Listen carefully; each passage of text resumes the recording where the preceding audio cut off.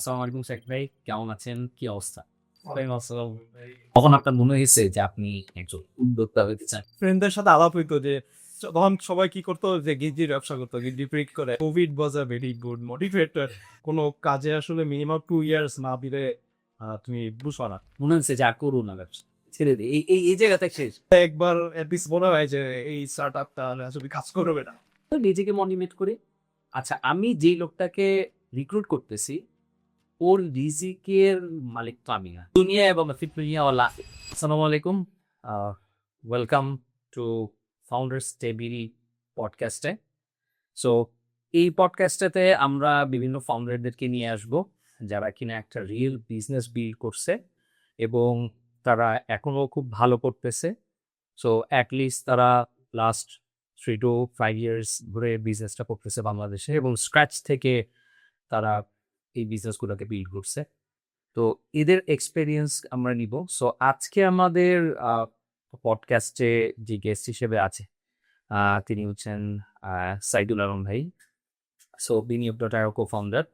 তো ভাইয়ের সাথে আসলে আজকে আমরা ফাইন্যান্সিং নিয়ে আলোচনা করব এবং তার উদ্যোক্তার জার্নি, বিনিয়োগ ডট আইও যেহেতু একটু ডিফারেন্ট ভাবে নিয়ে একটা সরিয়ে ইনভেস্টমেন্ট নিয়ে কাজ করতেছে একটু ডিফারেন্ট ভাবে, কারণ সবাই কনভেনশনাল ওয়েতেই বিভিন্নভাবে ফান্ডিং এর কাজগুলো করে থাকে। সো তারাই আসলে খুব সুন্দরভাবে অর্গানাইজ ভাবে আসলে বিনিয়োগ ডট আইও স্টার্ট করছে সেরিয়া ফান্ডিং দিয়ে। সো এইগুলো নিয়েও আলোচনা হবে। মেইনলি বিজনেসের বিভিন্ন চ্যালেঞ্জ নিয়েও আলোচনা হবে। সবকিছুই। এটা একটা টোটালি একটা গল্পর মানে আড্ডা দেওয়ার মতন। এইখানে আসলে আমরা কোনো ফর্মালিটিস এগুলো করব না। আমরা খুব কমফোর্টলি আলোচনা করব।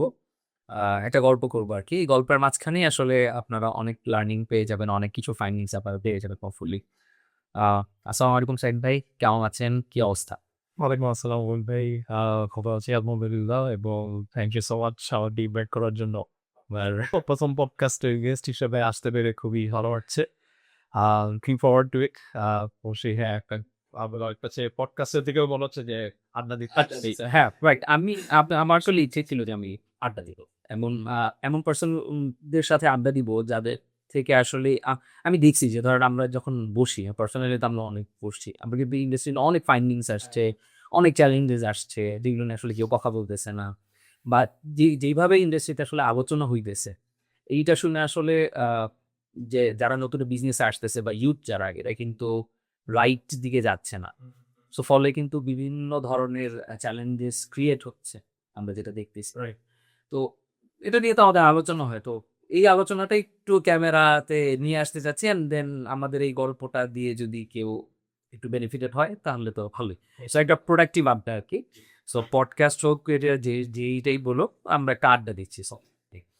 আ একেবারেই যদি আ আমি একটু আপনার পার্সোনালি ১ম এ পার্সোনাল দিকে যাব যে ফার্স্ট কোয়েশ্চেন থাকবে যে, কখন আপনার মনে হয়েছে যে আপনি একজন উদ্যোক্তা হইতে চান বা আপনি বিজনেস করতে চান?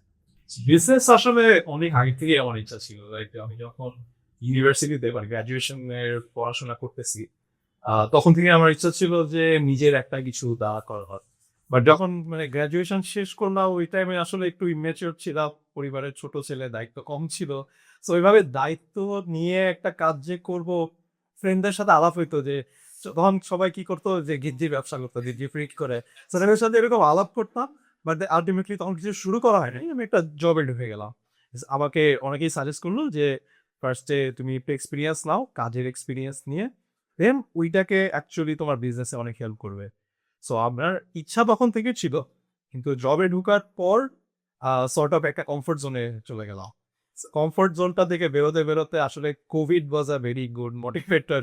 সো কোভিড যখন আসলো আমার আলহামদুলিল্লাহ জবটা ভালো ছিল। সো ওখান থেকে তখন আস্তে যখন বাসায় বসে নিজে কাজ করতাম তখন আবার মানে সেই পুরানো ইচ্ছাটা ফেরত আসা শুরু করবা যাচ্ছে। এখন একটা সময় আসছে নিজের কিছু একটা করার। মানে আপনার স্টোরিটা শোনার পরে না জোর ভাবে সলিড ভাবে একেবারে আমার স্টোরি সেম। কি হইছে যে আমি যখন এরকম আমি তো টিচিং প্রফেশনে ছিলাম। হ্যাঁ, শিক্ষকতা করছি। সো তখন চিন্তা ছিল মানে শুরু থেকেই আমার ওই যখন পড়াশোনা করলাম তখন ইচ্ছা ছিল নিজে কিছু করে ব্যবসা করবো আরকি। মানে ব্যবসা করবো হচ্ছে এইটা একেবারে সলভ হয়ে যায়। চাকরি করবো না, চাকরি অনেক প্যারা এইরকম ছিল না। হুম, এটা ছিল যে আমি নিজে কিছু করবো, একটা বড় কিছু করবো, ইমপ্যাক্ট এর জায়গায়। তো যেহেতু আমার মাদ্রাসাতে পড়ছি তো আমি অনেক ক্রাইসিস দেখছি মানে যেটা আমার কাছে মনে হয়েছে যে এটা আসলে ঠিক না। সো যদি আমি ওটাকে ভাঙতে চাই তাইলে আমাকে একটু নিজেকে কিছু করে ট্যাবুটা বানাতে হবে। তো ওইখান থেকে তো কোভিডের সময় এরকম সিং বাসায় বসে থাকবো আনপ্রোডাক্টিভ লাগতেছে। তো ওইখান থেকে আসলে টুকটাক করে স্টার্ট করা ই-কমার্সের বিজনেসটা করা এরপরে একবারে সিমিলার আরকি। আচ্ছা এইখানে আমার একটা প্রশ্ন, মানে প্রশ্ন বলতে এখন যেটা এই জেনারেশন যে চাকরি তারা অনেক প্যারা মনে করে এবং মনে করে যে ডে 1 থেকেই আসলে ব্যবসা স্টার্ট করা দরকার। কিন্তু আমার পয়েন্ট অফ ভিউটা হচ্ছে যে চাকরি করা ভালো। কোনো একটা ভালো বসের আন্ডারে কোনো একটা ভালো কোম্পানিতে যদি কেউ এট লিস্ট ৪-৫ বছর চাকরি করতে পারে, আমার কাছে পার্সোনালি পয়েন্ট অফ ভিউটা হচ্ছে যে সে অনেক ওয়েল অর্গানাইজড হবে এবং আসলে সে জানবে যে একটা অর্গানাইজেশন কিভাবে আসলে চলে, কিভাবে চালাইতে হয়, কিওয়ার্ড। সো আপনার পয়েন্ট অফ ভিউটা কি সেম কিনা বা আপনি কি মনে করেন? এটা নিয়ে? ভেরি সিমিলার আসলে। হ্যাঁ, মানে আমার ফার্স্ট থট হচ্ছে যে সবাইকে আসলে বিজনেস করার প্রয়োজন নাই। অনেকেরই আসলে ফ্যামিলির একটা ড্রব্যাক থাকে। বিভিন্ন প্রয়োজনে আসলে সে পারে, অনেকে আবার প্রেশারটা নিতে পারে না বিজনেসে। সো সবাইকে আসলে বিজনেস করার প্রয়োজন নাই। কিন্তু যারা করতে চায় তাদের আসলে শুরুতে যদি একটু এক্সপেরিয়েন্স নিয়ে করতে পারে দেন বেটার। যেমন অনেকে হচ্ছে যে ফ্যামিলি বিজনেস আছে, লেগাসি বিজনেস, বাবার বিজনেসে বসে দেন হয়তো ওই বিজনেসই রান করলো বা সিমিলার একটা স্টার্ট করলো। কিন্তু যারা বিজনেস ফ্যামিলি থেকে না, যারা আবার যেমন আমার ফ্যামিলিতে সবাই হয়তো বিভিন্ন জায়গায় চাকরি করছে। আবার আরেকটা ইস্যুও ছিল আমার ফ্যামিলিতে, আমার আব্বা বিজনেস ট্রাই করে অনেক জায়গায় ধরা খেয়েছে। অনেক জায়গায় ওনার সর্ট অফ ওনার ফ্রেন্ডরাই টাকা দিলেন চলে গেছে। সো একটা নেগেটিভ ছিল যে না এই ফ্যামিলিকে দিয়ে ওরা বিজনেস হবে না, হ্যাঁ। সো বাট আমার মানে কাজিনদের মধ্যে কেউই আসলে ওইভাবে বিজনেস করে নাই। মানে সো সাময়িক সার্ভিস হ্যাঁ, সবাই service holder, government job holder, doctor, engineer এরকম। সো এক্সপেরিয়েন্সটা আসলে ম্যাটার করে। একটা বিজনেস সেটা কর্পোরেট অফিস হোক বা একটা এসএমই বিজনেসে, মানে এসএমই বলতে মানে একটা স্ট্রাকচার্ড বিজনেস হোক বা আনস্ট্রাকচার্ড বিজনেস হোক, এক জায়গায় কাজ করলে এক্সপেরিয়েন্সটা ম্যাটার করে যে প্রসেসটা কি হবে। অ্যান্ড তখন ওইটা খুবই হেল্প করে নিজের একটা বিজনেস যখন কেউ দাঁড়া করার করে। এখন ইউথ জেনারেশন কিন্তু বলতেছে যে চাকরি করবে এত লাখ টাকা কামাও। আহ, একটু টাকা পয়সায় আসি, কারণ বাংলাদেশে আসলে টাকা পয়সাটাই একটু ট্যাবু হিসেবেও ধরা হয়। আবার এখন যারা ট্যাবুটা ভাঙতেছে আমার কাছে মনে হচ্ছে যে আপ- মানে রাইট ওয়েতে ভাঙাটা হচ্ছে না। মানে দেখতেছি যে পিপল স্কিলের থেকেও বেশি ফোকাস কত আর্ন করতেছি ওইটাতে। সো এই জায়গাটাতে যখন আপনি তো ব্যবসা করতেছেন, সো আপনার কাছে মনে হয় কি যে স্কিলটা কতদিন পর্যন্ত আসলে নিজের পিছনে, মানে স্কিল তো বলবো যে আমি নিজের পিছনে ইনভেস্টমেন্ট করা, তাই? সো এই যে কত বছর বা কতদিন পর্যন্ত আপনার কাছে মনে হয় যে, বা আপনি কতদিন করছেন স্কিলের পিছনে সময় দেওয়াটা? অর্থাৎ প্রতিনিয়তই দিতে হয়, কিন্তু ওই যে লার্নিং যে ফেজটা, এটা কত বছর যে এইখানে আমি এখন লার্নিংই ফোকাস করতেছি, আমি টাকার দিকে ফোকাস করতেছি না। তো এইটা আসলে আইডিয়াল বা আপনার ক্ষেত্রে কিরকম ছিল? আম আমি আসলে লার্নিং কে কোনো টাইমে বাঁধতে চাই। কারণ লার্নিং সবসময়ই আসলে নতুন না কিছু না কিছু। বাট আমার কাছে যেটা পার্সোনালি মনে হয় যে একটা জবে বা একটা নতুন কাজ যেটাই হোক, ফার্স্ট 6 মান্থস আসলে চলে যায় ওই জিনিসটা শিখতে। এরপরে এরপরে 6 মান্থস থেকে 1 1/2 ইয়ার্স হচ্ছে আমি যেটা শিখলাম সেটা আমি কিভাবে ইমপ্রুভ করতে পারি বা সেখানে আমি নতুনত্ব কি আনতে পারি, এফিশিয়েন্সি কিভাবে বাড়াতে পারি। আমি আমার টিমের এটা এটা অ্যাকচুয়ালি আমি যেমন আমার ফার্স্ট জবে ঢুকছিলাম, আমার বস এই কথাটা বলছিল যে, "কোনো কাজে আসলে মিনিমাম 2 ইয়ার্স না দিলে তুমি বুঝবা না।" এখানে অনেকগুলো রিজন আছে। একটা হচ্ছে যে মানে ইকোনমিক সাইকেল আছে, সিজনালিটি আছে। যে উইন্টারে একরকম, সামারে একরকম, রেইনি সিজনে একরকম। মোটামুটি অনেক বিজনেস আবার যেই ঈদ ফোকাস কিছু বিজনেস আছে। কোন বছর দেখা যাবে যে একটা ঈদ ভালো গেছে। সো আমি যদি ধরে নেই যে আচ্ছা এইটাই নন, নেক্সট ইয়ার আমি বিজনেসটা স্টার্ট করলাম, দেখলাম যে এটা ফেল ওই ঈদে এক্সাক্টলি কিছু হইল না। সো লার্নিং আসলে অলওয়েজ, কিন্তু একটা মিনিমাম যদি মানে কোনো একটা ইন্ডাস্ট্রি বা কোনো একটা কাজে ২ বছরের মতন দেওয়া উচিত। আদারওয়াইজ ওইটার আপস অ্যান্ড ডাউনস গুলো সব না দেখলে একটা ভুল ধারণা হইতে পারে ওই জিনিসটা নিয়ে। অন্তত নোহাউ জানার জন্য আসলে ২ বছর মিনিমাম আসলে স্কিলের পিছনে দেওয়া উচিত না। তার কোর ফোকাসটা থাকা উচিত যে আমি এখন শিখবো। জি। মানে টাকার থেকেও ফার্স্ট প্রায়োরিটি হওয়া উচিত যে আমি শিখব। তো এই জায়গাটা থেকে আমিও আসলে প্রবলেম ফেস করি। যখন আমি কথা বলি যে ম্যাক্সিমাম যে ভাই হ্যাঁ, চলার জন্য টাকা লাগে। অবভিয়াসলি টাকা লাগে। কিন্তু এইটা আমার বুঝতে হবে যে মানে কোন সময়টা যে আসলে টাকাতে ফোকাস করব, কোন সময়টাতে আমি আসলে স্কিলে ফোকাস করব। এখন যেই ছেলেটার বয়স ২০-১৮ এখন আমরা তো বলি যে ১৮ বছরে এত টাকা কামাও, অত টাকা কামাও। তো তখন আসলে আমি দেখতেছি যে জেনারেশনের ওই ফোকাসটা টাকাতে চলে আসতেছে। সে কি নিচ্ছে, তার কি এক্সপেরিয়েন্স হচ্ছে, সেটার দিকে সে এতটা বদান না। যে আমাকে কোন কোম্পানি বেশি টাকা দিল, আমি ওই কোম্পানিতে চলে গেলাম। দেখুন তো ফলে সাফার করতে হয় আরকি আমাদের ফাউন্ডারদের বা যেটা আমরা সাফার করতেছি। তো আমার আ যে আরেকটা যেটা আমি যদি আপনার একটা প্রশ্ন করি সেটা হচ্ছে যে, এই যে ব্যবসা তো বিনিয়োগটা যখন আপনি শুরু করি, তো এই শুরু করার সময়তে আপনার কাছে সবথেকে বড় চ্যালেঞ্জ কি ছিল? যে আপনি শুরু করবেন, এইটার জন্য আসলে শুরু করতে পারতেছিলাম না। হয় না যে মাথার ভিতরে কিন্তু ঘুরতে থাকে। আইডিয়াস কিন্তু আপনার অনেক দিন ধরেই ঘুরতেছে। যে এইটা করব, ওটা করব। তারপরে ফাইনালি একটা আপনি চিন্তাতে আসছেন অ্যান্ড দেন ওইটা স্টার্ট করতে আপনার সবথেকে বড় কোন চ্যালেঞ্জটা ফেস করছিলেন? এবং ওইটাকে সলভ করার পর আপনি আসলে বিজনেসে নেমে গেছেন? ইন্টারেস্টিংলি বিনিয়োগ আইডিয়াটা আমার পার্সোনালি ছিল না। ওকে। এটার আইডিয়াটা ছিল শাবাবের, আমার co-founder-এর। আমার যেটা জার্নি ছিল, আমার জার্নিটা এরকম ছিল যে আমি যখন জবটা ছাড়বো, আ আমার মাথায় এরকম কিছু ছিল না যে আমি এক্সাক্টলি এই কাজটা করব বলেই জবটা ছাড়বো। আমার মাথায় আইডিয়া ছিল যে ওকে আমি ছাড়ার পরে I want to take like 1-2 months, 6 months of thinking time. চিন্তা করে দেন আমি কিছু একটা স্টার্ট করব। কিছু একটা স্টার্ট করব। আমি নিজের জন্য আমি নিজের ৬ বছর দিয়েছি একটা জবের পিছনে। নাও আমি এট লিস্ট আধা বছর তো দিতেই পারি নিজের পিছনে টু থিংক যে কি করব। এখন মানে ফরচুনেটলি আল্লাহর রহমতে ঠিক ওই সময়েই দেখলাম যে শাওয়াব লিখছে যে ও একটা co-founder খুঁজতেছে বা বিজনেস পার্টনার খুঁজতেছে। এবং শাওয়াবকে আমি চিনি ফ্রম মাই ইউনিভার্সিটি ডেইজ। ও বুয়েটের, আমি তো বিজনেস ব্যাকগ্রাউন্ডের। বাট আমাদের কিছু আ ছিল, কমন গ্রাউন্ড ছিল। কমন প্ল্যাটফর্মে আমরা একসাথে কাজ করছি, পড়াশোনা করছি।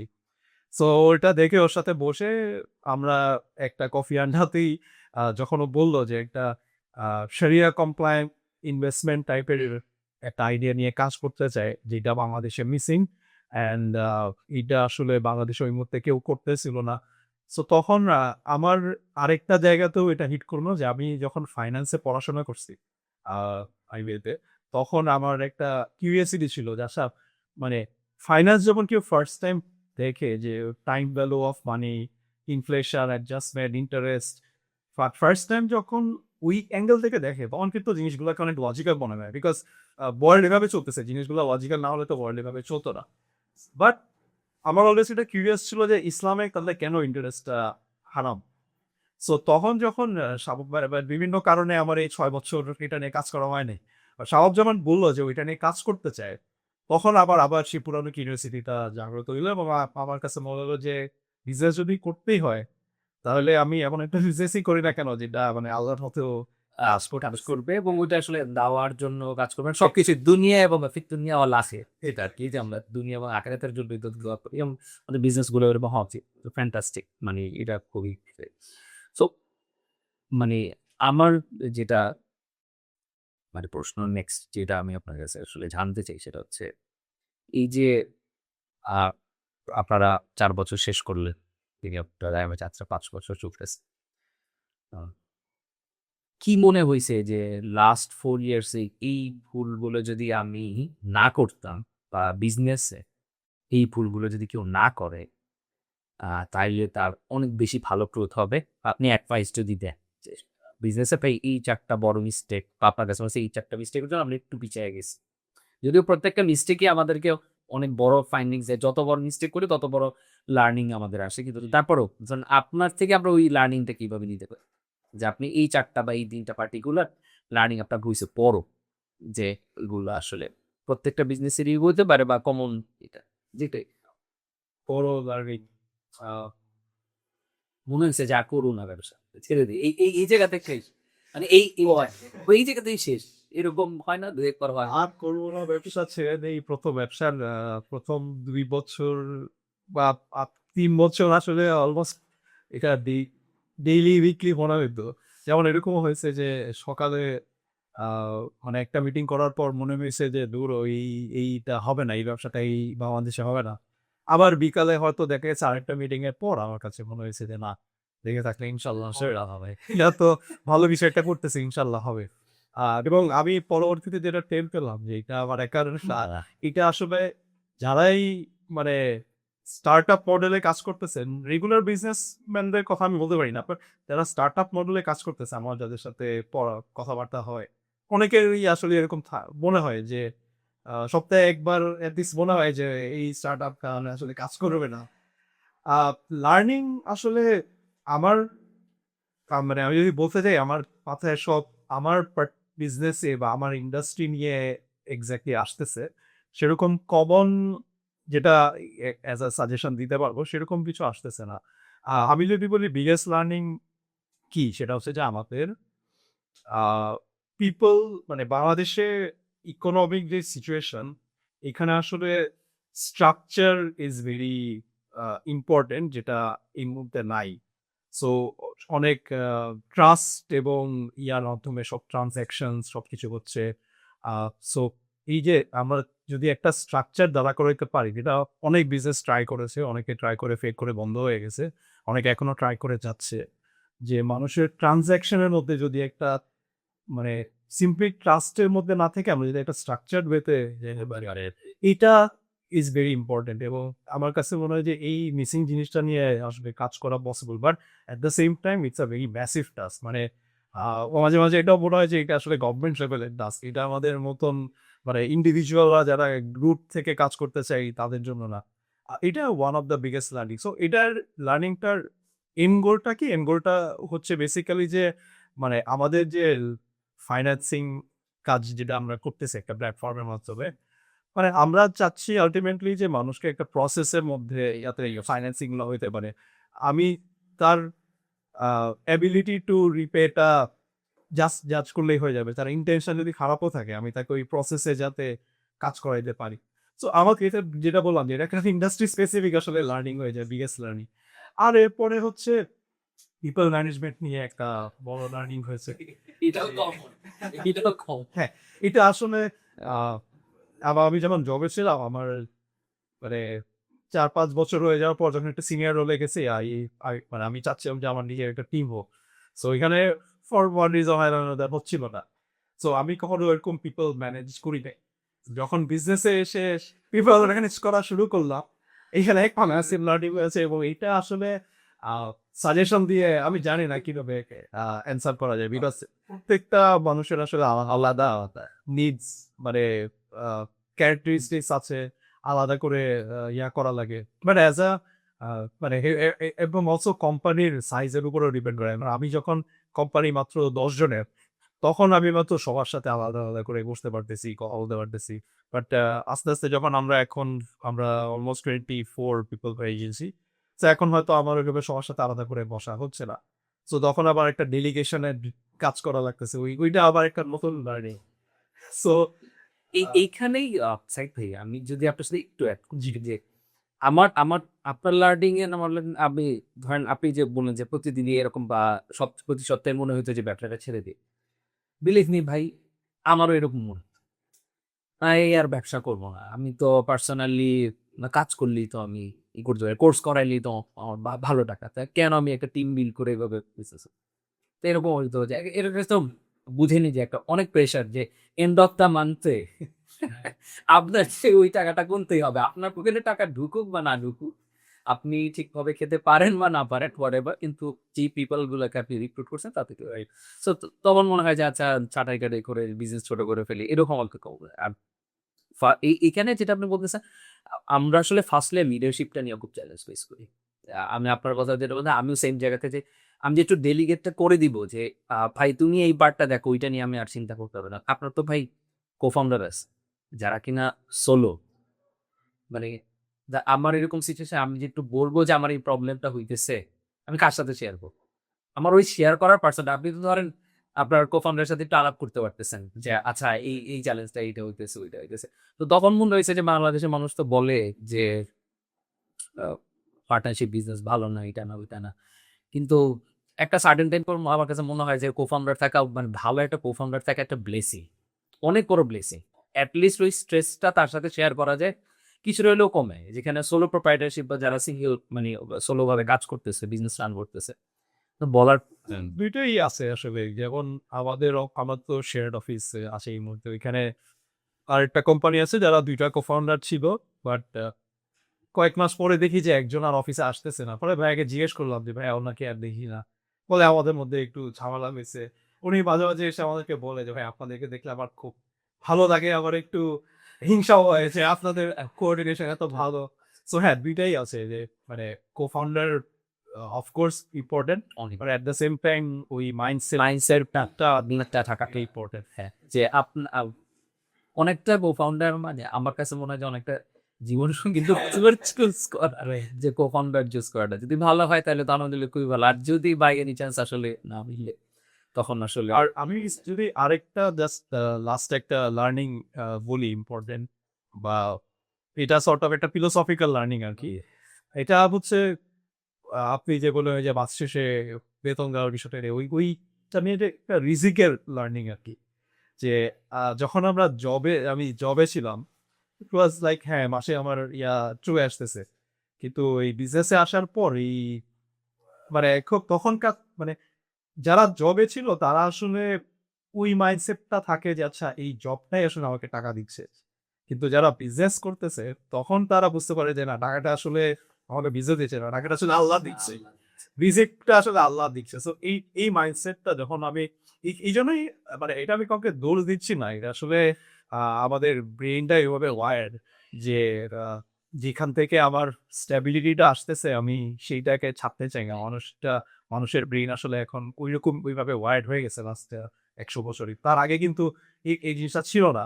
তার আগে সোসাইটিতে মানে একজন আরেকজনকে সাপোর্ট দিত এবং আমাদের মানে বিজনেসম্যান বেশি ছিল। জব হোল্ডার্স ওরকম মানে ওই ইয়াটাই ছিল না। সো এটা লাস্ট ১০০-১৫০ বছরের কনসেপ্ট। বাট হ্যাঁ, এটা আমি একটা মানে এই লার্নিংটা আসলে আমি বিজনেসে না আসলে আমার হইতো না এবং অনেক সিচুয়েশনে দেখছি এবং অন্যদের কাছ থেকে শুনছিও যে দেখা গেছে যে মানে অনেক একটা ঝামেলায় পড়ে গেছি। কিভাবে বেরোবো বুঝতে পারতেছি না। আল্লাহর কাছে চাইলে কোনো একটা ব্যবস্থা হয়ে যায়। আবার যখন আসলে ব্যবস্থা হয় না, অনেক সময় ব্যবস্থা হয় না। তখন আসলে মানে মেনে নিতে হয় যে আচ্ছা এইটা মনে হয় ভালো কিছু ছিল না। এইজন্যই এখন এই ব্যবস্থাটা পাই নাই। সো এই লার্নিংটা আসলে আমার মনে হয় যে আমরা যারা ইসলামিক মাইন্ডসেটের এবং ইসলামী মানে মাইন্ডসেট নিয়ে কাজ করতে চাই, এই লার্নিংটা ছাড়া বা এই মাইন্ডসেটটা ছাড়া বিজনেস করা আসলে ভেরি ডিফিকাল্ট। এখানে আপনার সাথে একটু যদি এড করি, আমার যেটা হয়, আমার যেটা ফিল আসে। আ আমি অনেকবার যখন বিজনেস আপ এন্ড ডাউন থাকে এটা তো অনেক সময় মনে হয় যে একটু আচ্ছা টিম আর না বাড়াই একটু ছোট করে ফেলি। ব্যবসাটার পরিধিটা একটা জায়গাতে নিয়ে আসি। অনেক মনে হইছে যে আমি আরেকটা বিজনেস রান করি এইটার একটু পরিধি ছোট করি। হ্যাঁ, এটার পটেনশিয়ালিটি আছে আমি আরো অনেকগুলো উইকস করতে পারি। তো ওই যে রিস্ক যে আচ্ছা টাকার স্ট্রেস এগুলোর জন্যই তো আসলে ওই ইনিশিয়েটিভ গুলা আমরা পজ করে দিই। তো নিজেকে আবার আমি মোটিভেট করি কিভাবে? নিজেকে মোটিভেট করি, আচ্ছা আমি যেই লোকটাকে রিক্রুট করতেছি, ওর রিজিকের মালিক তো আমি না। ওর রিজিকের মালিক তো ও। তাহলে আমি যদি উনাকে রিক্রুট করি আর উনার রিজিকে যদি ওই টাকা থাকে, তাইলে আল্লাহ তাআলা দিবে। এনিহাউ। এক্সাক্টলি। সো আমি কেন ভাই মানে আমার মাইন্ডসেটে আমি নিজের সাথে বুঝি, আমি কেন ভাই তাইলে মানে এত চিন্তা করতেছি। আমি তো পার্টিকুলার যে প্লাস আমি তো ওর রিজিকের দায়িত্ব নিইনি। ওর তো আল্লাহ নিছে। এবং আল্লাহ বলছে যে আমি তার রিজিক দিব। মানে আমার এখান থেকে স্যালারি না হলে ওই ব্যক্তি কোনো না কোনোভাবে কিন্তু টাকা পেয়ে যাবে। যে রাইট। তাইলে আমি কেন নিজের বিজনেসটাকে ছোট রাখতেছি বা চিন্তা করতেছি আচ্ছা না স্কেল করার দরকার নাই বা এই যে আমরা যে ভয়টা পাই মানে বিজনেসম্যানদের জন্য তো আসলে ফিয়ারটাই সবথেকে বড় চ্যালেঞ্জ। যেকোনো একটা ইনিশিয়েটিভ বড় তখন যদি ফেইল করি আর ফেইল করলে কি টাকা লস হবে এই জায়গাটা। So, ওই রিক্রুটমেন্টের ক্ষেত্রে আমি ঠিকই মাঝে মধ্যে টিম ছোট করি আবার বড় করে ফেলি। তা আমার মানে এক ফ্রেন্ড আছে ও বলে, "আমি তোর এখন পর্যন্ত অনেকবার দেখলাম যে তুই বারবার আমার বলছিস ভাই ছোট করে ফেলে।" আমি তো দেখি যে তুই প্রত্যেক মাসে বা ২-১ মাস পর, পরে দেখি যে নতুন একটা রিক্রুটমেন্ট করে মানে বাড়ানোর চিন্তা কর। আমার কাছে গল্প করেছে, "না আর গুণ না, এত প্যারা নাই। আলহামদুলিল্লাহ এতটুকুই স্যাটিসফাইড। আল্লাহ যা দিচ্ছে ভালো।" আমি আবার তো দেখি যে তুমি এটা। তা আমি বললাম যে, "না, আল্লাহ আমাকে অপরচুনিটিস দিছে। বা যেই মেধাটা দিছে এটা তো আমাকে ইউটিলাইজ করতে হবে। এটা তো আল্লাহ সবাইকে দেয় নাই। এটা তো একেকজনের তো মেধা একেক রকম। আল্লাহ আমার এই ক্যাপাসিটিটা দিছে। তা আমি কেন আসলে এটা কাজে লাগাবো? আচ্ছা, আর আমরা একটু তাহলে যদি আবার একটু টপিক চেঞ্জ করি, এটা তো একটু ব্যবসায়িক একটা আপগুলো। আমরা একটু যদি ইন্ডাস্ট্রির দিকে তাকাই, যারা এখন ব্যবসা করতেছে, হ্যাঁ? তো আমি আমার পয়েন্ট অফ ভিউ থেকে এই পডকাস্টেরও যে উদ্দেশ্য, সেটা হচ্ছে যে আল্লাহ যে আমাদেরকে এই নলেজ গুলো দিছে, তারপরে হচ্ছে এই যে এক্সপেরিয়েন্স গুলা দিছে, এটা তো আসলে আমরা নিজেরা কোনো মানে বড়াই করার কিছু নাই যে এটা আমি জানতাম, বাট আল্লাহ আমাকে দিছে। তো এইটারও তো একটা জাকাত আছে, নলেজেরও তো একটা জাকাত আছে। তো ওই জায়গা থেকেই আসলে চিন্তা যে আমরা জিনিসগুলাকে দিয়ে যেতে পারতেছি না। তো তখন কি হলো যে না, আমরা যেটা জানি আমরা বলে যাই। এটাও তো একটা কাইন্ড অফ সদগায়ে জারিয়া হতে হবে। যদি আপনার আমার ভিডিও দেখে যদি ৫ টা মানুষের হেল্প হয়, এইটা তো YouTube এ ধরেন মানে আজীবন থাকবে আমরা বলতে পারি। যদি আমরা না ডিলিট করি বা YouTube বা প্ল্যাটফর্ম গুলো যদি না ডিলিট করে। এইখান থেকে যদি প্রত্যেকটা মানুষ এরকম ধরেন ইন্সপায়ার হয় ভালো কাজ করার, তাহলে তো এটা সদগায়ে জারিয়া। তো ওইখান থেকে ইন্সপিরেশন নিয়ে যে আমরা একটা সদগায়ে জারিয়ার একটা কাজ করি। সো নলেজ গুলো করি। তো এইখানের এই পার্টটাতে বা এই আমাদের আড্ডার এই পার্টটাতে আমরা একটু আলোচনা করব যে আপনারা তো অনেক বিজনেস আপনাদের কাছে ফান্ডিং এর জন্য আসে। আপনারা পিচ করে এক্সাম্পল এই বিজনেস এভাবে পটেনশিয়ালিটি আছে। আপনারা কমন কি কারণে মানে আপনার দেখা মতে যে কমন কোন কয়েকটা কারণে আপনারা মেক্সিমাম বিজনেসকে রিজেক্ট করছেন যে ভাই আমরা সরি আপনাকে ফান্ড দিতে পারতেছি না। আপনি এগুলো ঠিক করে নিয়ে আসেন। কমন কারণগুলো কি? কারণ হয়তো এই পডকাস্টটা অনেকেই দেখবে যাদের ফান্ড প্রয়োজন। রাইট। সো যদি আমরা এইখানে এটাকে তাদেরকে ক্লিয়ার করে দিতে পারি, তখন তারা কিন্তু এই জিনিসটাকে নিয়ে অ্যাওয়্যার হবে। তখন কিন্তু তারা ওই ইম্যাচিউর থাকতে আপনার কাছে যাবে না বা যেকোনো কারো কাছেই ফান্ড নিতে যাবেন না। জি। সো আমি ওই জিনিসটা বের করার চেষ্টা করতেছি যে কমন যে কারণগুলো আপনারা রিজেক্ট করে দিচ্ছেন যে না এটা পাবে না ফান্ড, সেই কারণগুলো যদি আপনি একটু আমার শেয়ার হ্যাঁ, আসলে কারণগুলা আ বিভিন্ন টাইমে চেঞ্জ হয়েছে। সো এই মুহূর্তে লাইক জানুয়ারি 2026 আ এই মুহূর্তে আ আমি যদি বলি কিছু, কিছু কারণ হচ্ছে কমন। মানে কমন বলতে শুরু থেকেই আছে। যেমন আমরা নিজেদের রিসোর্স লিমিটেশন এর কারণে কিছু বিজনেসকে আসলে কেটার করতে পারি না। যেমন যদি ঢাকার বাইরে হয়, ওই বিজনেস গুলাকে আমরা এই মুহূর্তে কাজই করি না। আ সো ওইটা একটা। আর এরপরে আমাদের কিছু আ ক্রাইটেরিয়া আছে যেগুলাকে আমরা সর্ট অফ স্টপ ক্রাইটেরিয়া বলি। সো স্টপ ক্রাইটেরিয়া কি? যেমন ট্রেড লাইসেন্সই নাই।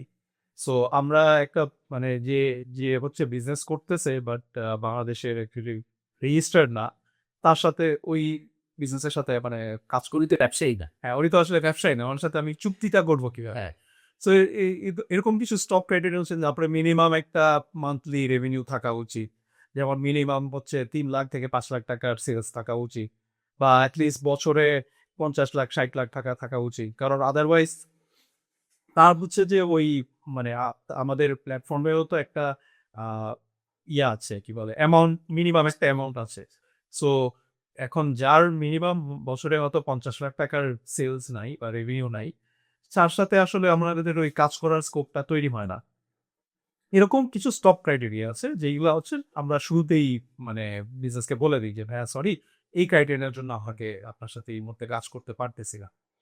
এরপরে যখন এগুলা ফোন কলেই, শুরুতে একটা ফোন কল হয়, ফোন কলেই আমরা এগুলা বলে দিই। এরপরে ফোন কলের পর আমরা একটা অনলাইন কল করি। অনলাইন কলটার উদ্দেশ্যই হচ্ছে যে বিজনেসটাকে আরো একটু ডেপথ এ বুঝা। ফোন কলটা যদি ৫ মিনিটের হয়, অনলাইন কলটা ইউজুয়ালি ০.৫ ঘন্টার হয়। ডেপথ এ বুঝা এবং আমাদের প্রসেসটাও সেখানে আমরা এক্সপ্লেইন করি যে আমাদের প্রসেসটা কিভাবে কাজ করে। সো সেইখানে যেমন কিছু, কিছু ক্রাইটেরিয়া আমরা আইডেন্টিফাই করার চেষ্টা করি। যে বিজনেসটা কি আসলে আ ডকুমেন্টেশন রাখতেছে নাকি? আ ট্রান্সেকশন গুলো ডকুমেন্টেড থাকতেছে রাইট। কোনো একটা জায়গাতে। হ্যাঁ, বা ট্রান্সেকশন গুলা কি মানে মানে ব্যাংকিং চ্যানেল হচ্ছে কিনা ব্যাপারটা এরকম। আ not necessarily banking channel but তার কাছে কি কোনো প্রকার ডকুমেন্টেশন আছে নাকি? মিনিমাম একটা ডকুমেন্টেশন। কারণ অনেক বিজনেসই আছে ওইভাবে মানে খাতায় লিখে করে, কিন্তু সে হয়তো মাস শেষে একটা হিসাব করে শেষ ভুলে গেছে। গত বছর ঈদে কি ব্যবসা করছিল ওইটা তার এই মুহূর্তে নাই। আ এই যে সামনে ঈদ আসতেছে এখন হয়তো অনেক ব্যবসায়ী ঈদের জন্য ফান্ড চাইতে পারে। বাট আমি যদি জিজ্ঞেস করি যে আপনার 2024 সালের আর 25 সালের ঈদের বিজনেস কেমন ছিল? ভাই ওই ডকুমেন্ট তো রাখি নাই। তাহলে আমি কিভাবে বুঝবো যে আপনি 26 সালে কত টাকার করবেন? বা ঠিক আছে 24 আর 25 এর মধ্যে কিন্তু একটা বড় পার্থক্য ছিল। কারণ 24 টাও বাংলাদেশে তখনও ইকোনমিক সিচুয়েশনটা মানে সেভাবে খারাপ দিকে যায় নাই। না। যেটা আফটার রেভলিউশন অনেক ব্যবসায়ী আসলে সাফার করছে। এটা ভালো দিক আছে, আবার কিছু ব্যবসায়ীর জন্য খারাপ দিকও আছে। এবং আমার মনে হয় এটার রিকভারি টাইমটা আরো ৫ থেকে ১০ বছর লাগবে বাংলাদেশে ম্যাক্রো ইকোনমিক রিকভারি। আচ্ছা। সো সো ২৪ এ সে হয়তো করছে ধরেন ৳১,০০,০০,০০০ টাকার বিজনেস করছে। ২৫ এ এসে কিন্তু সে হয়তো পারে নাই বিজনেস করতে। যেমন অনেক ফুটওয়্যার এর অনেক বিজনেসম্যান যারা 2024 এর উইন্টারে যেরকম ভালো বিজনেস করছে, 2025 এ এসে হয়তো ওই উইন্টারে ওইভাবে বিজনেস করতে পারে নাই। এরকম আমরা আমাদের যেহেতু প্রায় ২০০ টার উপরে বিজনেসের সাথে কাজ আছে। সো আমরা অনেক ধরনের ট্রেন্ডস দেখছি সো ফার। সো এই যে সে যদি হিস্টোরিক্যাল ডেটা আমাকে না দেখাতে পারে মানে ডকুমেন্টেড ডেটা, তার মুখের কথা না, ডকুমেন্টেড ডেটা না দেখাতে পারে, তাদের সাথে যেমন আমরা কাজ করি না। So not necessarily but bank transaction যদি থাকে that's much better. But minimum যদি খাতায় লেখা, হাতের লেখা জিনিসও থাকে, না থাকে তাহলে আসলে কাজ করা যায় না। আর এরপরে হচ্ছে যে কিছু ক্ষেত্রে আমরা দেখি যে তার ইনভেন্টরি ট্র্যাকিং আছে নাকি। যেমন যারা ট্রেডিং বিজনেস করে বা ই-কমার্স বিজনেস করে। এখন এটাও আমাদের একটা লার্নিং এর থেকে আসছে যে দেখা গেছে যে সে ট্র্যাকিং ওভাবে রাখে নাই। সেই বিজনেস ওনার মেইনলি মানে বিভিন্ন জায়গা থেকে ইনফ্লুয়েন্সড হয়ে মার্কেটিং, বুস্টিং, নিজের সোশ্যাল মিডিয়া প্রেজেন্স বাড়াইতে মনোযোগ দিয়ে দিছে। ওইদিকে দেখা গেছে বিজনেসের ডেলিভারি কি অবস্থা আছে, ক্যাশে ডেলিভারি নিয়ে ওনার রাইডার-টাইডার বা ম্যানেজার উল্টাপাল্টা করে রাখছে হিসাবে। ওইটা ৬ মাস পরে গিয়ে ধরা পড়ছে। ততদিনে ওনার মূলধন অর্ধেক চলে গেছে। সো এই ধরনের তার ম্যানেজমেন্ট ক্যাপাসিটি গুলো আমরা যদি দেখি যে সেখানে গাফিলতি আছে, গ্যাপ আছে, তখন রিজেকশন হয়ে যায়।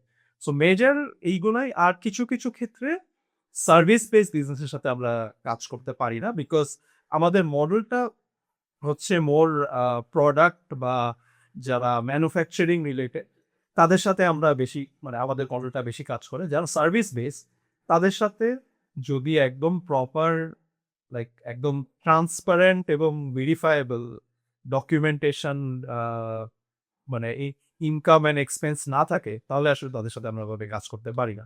কারণ ওইখানে আমাদের প্রফিট লস শেয়ারিং চুক্তি করা লাগে। প্রফিট লস শেয়ারিং চুক্তি করতে গেলেই আমার একদম ট্রান্সপারেন্ট ডকুমেন্টেশন লাগিয়ে ফেলে সবকিছু যেটা তো তখন ওই যে ব্যাংক ট্রানজাকশন থাকাই লাগবে, অথবা অ্যাটলিস্ট একটা ওয়ার্ক অর্ডারের কিছু ডকুমেন্টেশন থাকা লাগবে। সো কিছু সার্ভিস বেস বিজনেসের সাথে এই জন্য আমরা আসলে কাজ করতে পারি না। এইগুলোই মেইন। এছাড়া আরো ছোটখাটো যেমন আমরা কিছু ইন্ডাস্ট্রিকে হয়তো বাদ দিয়ে দিই, যেমন রেস্টুরেন্ট ইন্ডাস্ট্রির সাথে আমরা খুব কম কাজ করছি। আমাদের কয়েকটা অ্যাসেসমেন্ট করা হয়েছে এবং অ্যাসেসমেন্টে কিছু জিনিস উঠে আসছে যেগুলোর কারণে আমরা পরে ডিসাইড করছিলাম যে আমরা রেস্টুরেন্ট ইন্ডাস্ট্রির সাথে কাজ করবো না। তো এরকম আমাদের আরো কিছু ক্রাইটেরিয়া আছে। আমি আপনার কথা দিয়ে যেটা আসলে বুঝলাম যে বাংলাদেশে বেসিক জিনিসপত্রের অনেক অভাব। যে যখন আপনি ট্রেড লাইসেন্সের কথায় চলে আসছে। আমি ব্যবসা করতেছি, আমি একটা ট্রেড লাইসেন্স করি। হ্যাঁ, এইখানে আ অনেক কথা চলে আসে, ভাই এইটা অনেক ডিফিকাল্ট, এইটা সেইটা বিভিন্ন কিছুই। কিন্তু কাগজে কলমে তো আমি ব্যবসায়ী না। আমি অনেককেই বলছি যে, "ভাই তুমি যদি ব্যবসায় সিরিয়াস হও, তাহলে তুমি একটা ট্রেড লাইসেন্স করো। মাত্র ৳৫,০০০-৭,০০০ তোমার কাছে যদি মনে হয় যে এইটা খরচ, তুমি যদি এটাকে চিন্তা করো খরচ হিসেবে, তাইলে ভাই তোমার ব্যবসা করার দরকার নেই।" হ্যাঁ, একটা ব্যাংক অ্যাকাউন্ট নাই, ট্রান্সেকশন করতেছে, কোনো হিসেব নাই। আ মানে দেখতেছে যে এত টাকার মার্কেটিং করছি, এটার এগেইনস্ট এত সেল আসছে, শেষ। ইনভেস্টমেন্ট নিতেছে যে ভাই আমার ব্যবসা এত বড়, আরো বড় হইতে পারে। আ আপনারা যেভাবে পারেন ফান্ডিং করতেছেন। তো যেহেতু আমরা এখন একেবারে কোর ফান্ডিং এ ঢুকে গেছি, এখন হোপফুলি আরো অনেক জিনিসপত্র বের হবে। আ যেটা মেইন যে আরো একটা যেটা বললেন যে ডেটা নেই। ডেটার ইম্পোর্টেন্টটাই তো সে জানে না যে কেন আসলে তার ডেটাটা আরকি।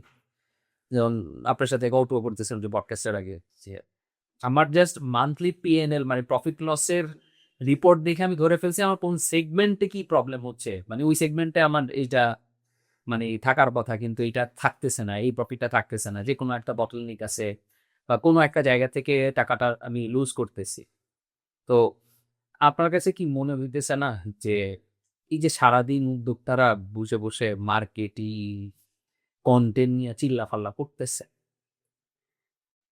কিন্তু এই যে বেসিক যে এগুলা তো বিজনেসের, আমি বলবো যে ফাইন্যান্স এটা একটা ফান্ডামেন্টাল, বিজনেসের ডকুমেন্টেশন একটা ফান্ডামেন্টাল, এগুলোর দিকে আমি দেখছি এগুলো নিয়ে খুব কথা বলাও কম হচ্ছে, এবং তারা এইটাকে কোনো মেজর জিনিসই চিন্তা, মানে এটা যে একটা কোর জিনিস, যে টাকা পয়সার হিসেবটা আমাকে ভালো করে রাখতে হবে, আমাকে আমার সামনে আসতে হবে যে আমি এত টাকা লস করছি, আমি লস করলেও ওইটা আমার চোখের সামনে থাকতে হবে যে আমি ভাই মানে 12 টাকার মার্কেটিং করে 10 টাকার প্রোডাক্ট বিক্রি করছি। কিন্তু এইটাকে আমি দেখতেছি যে সবার প্রতি একটা অনীহা। হচ্ছে আমার এত টাকা সেল হইছে। আচ্ছা, সেল হইছে, তোমার নেট মার্জিন কত থাকতেছে? সবাই দেখবেন যে শেয়ার করতেছে এত টাকার রেভিনিউ, এত টাকার এইটা সেটা।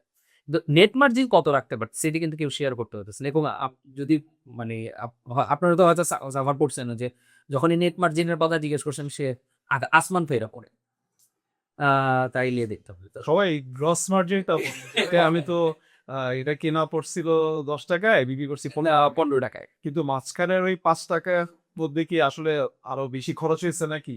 সেটা আসলে কিন্তু যারা বলতে পারে তারাই প্রমাণ ব্যবসায়ী এটা কেউই বলতেছে না। হ্যাঁ, যতগুলাতে বার্ন রেট জিজ্ঞেস করবেন, মানে হাও থাকবে ভাই, বার্ন রেটটা আবার কি, মানে আমি অনেকে পার্সোনালিতে আমার কাছে, আমিও ছোট ছোট ইনভেস্টমেন্ট করি এসএমইতে, তো আমি যখন বলি যে তোমার বার্ন রেটটা কত, ওইটা তো আমার একটু জানতে হবে যে কত টাকা খরচ করে পুরায়, তারপরে তুমি কত টাকা আর্ন করতে পারতেছো, 1 টাকার এগেনস্টে কত টাকা নিয়ে আসতেছে,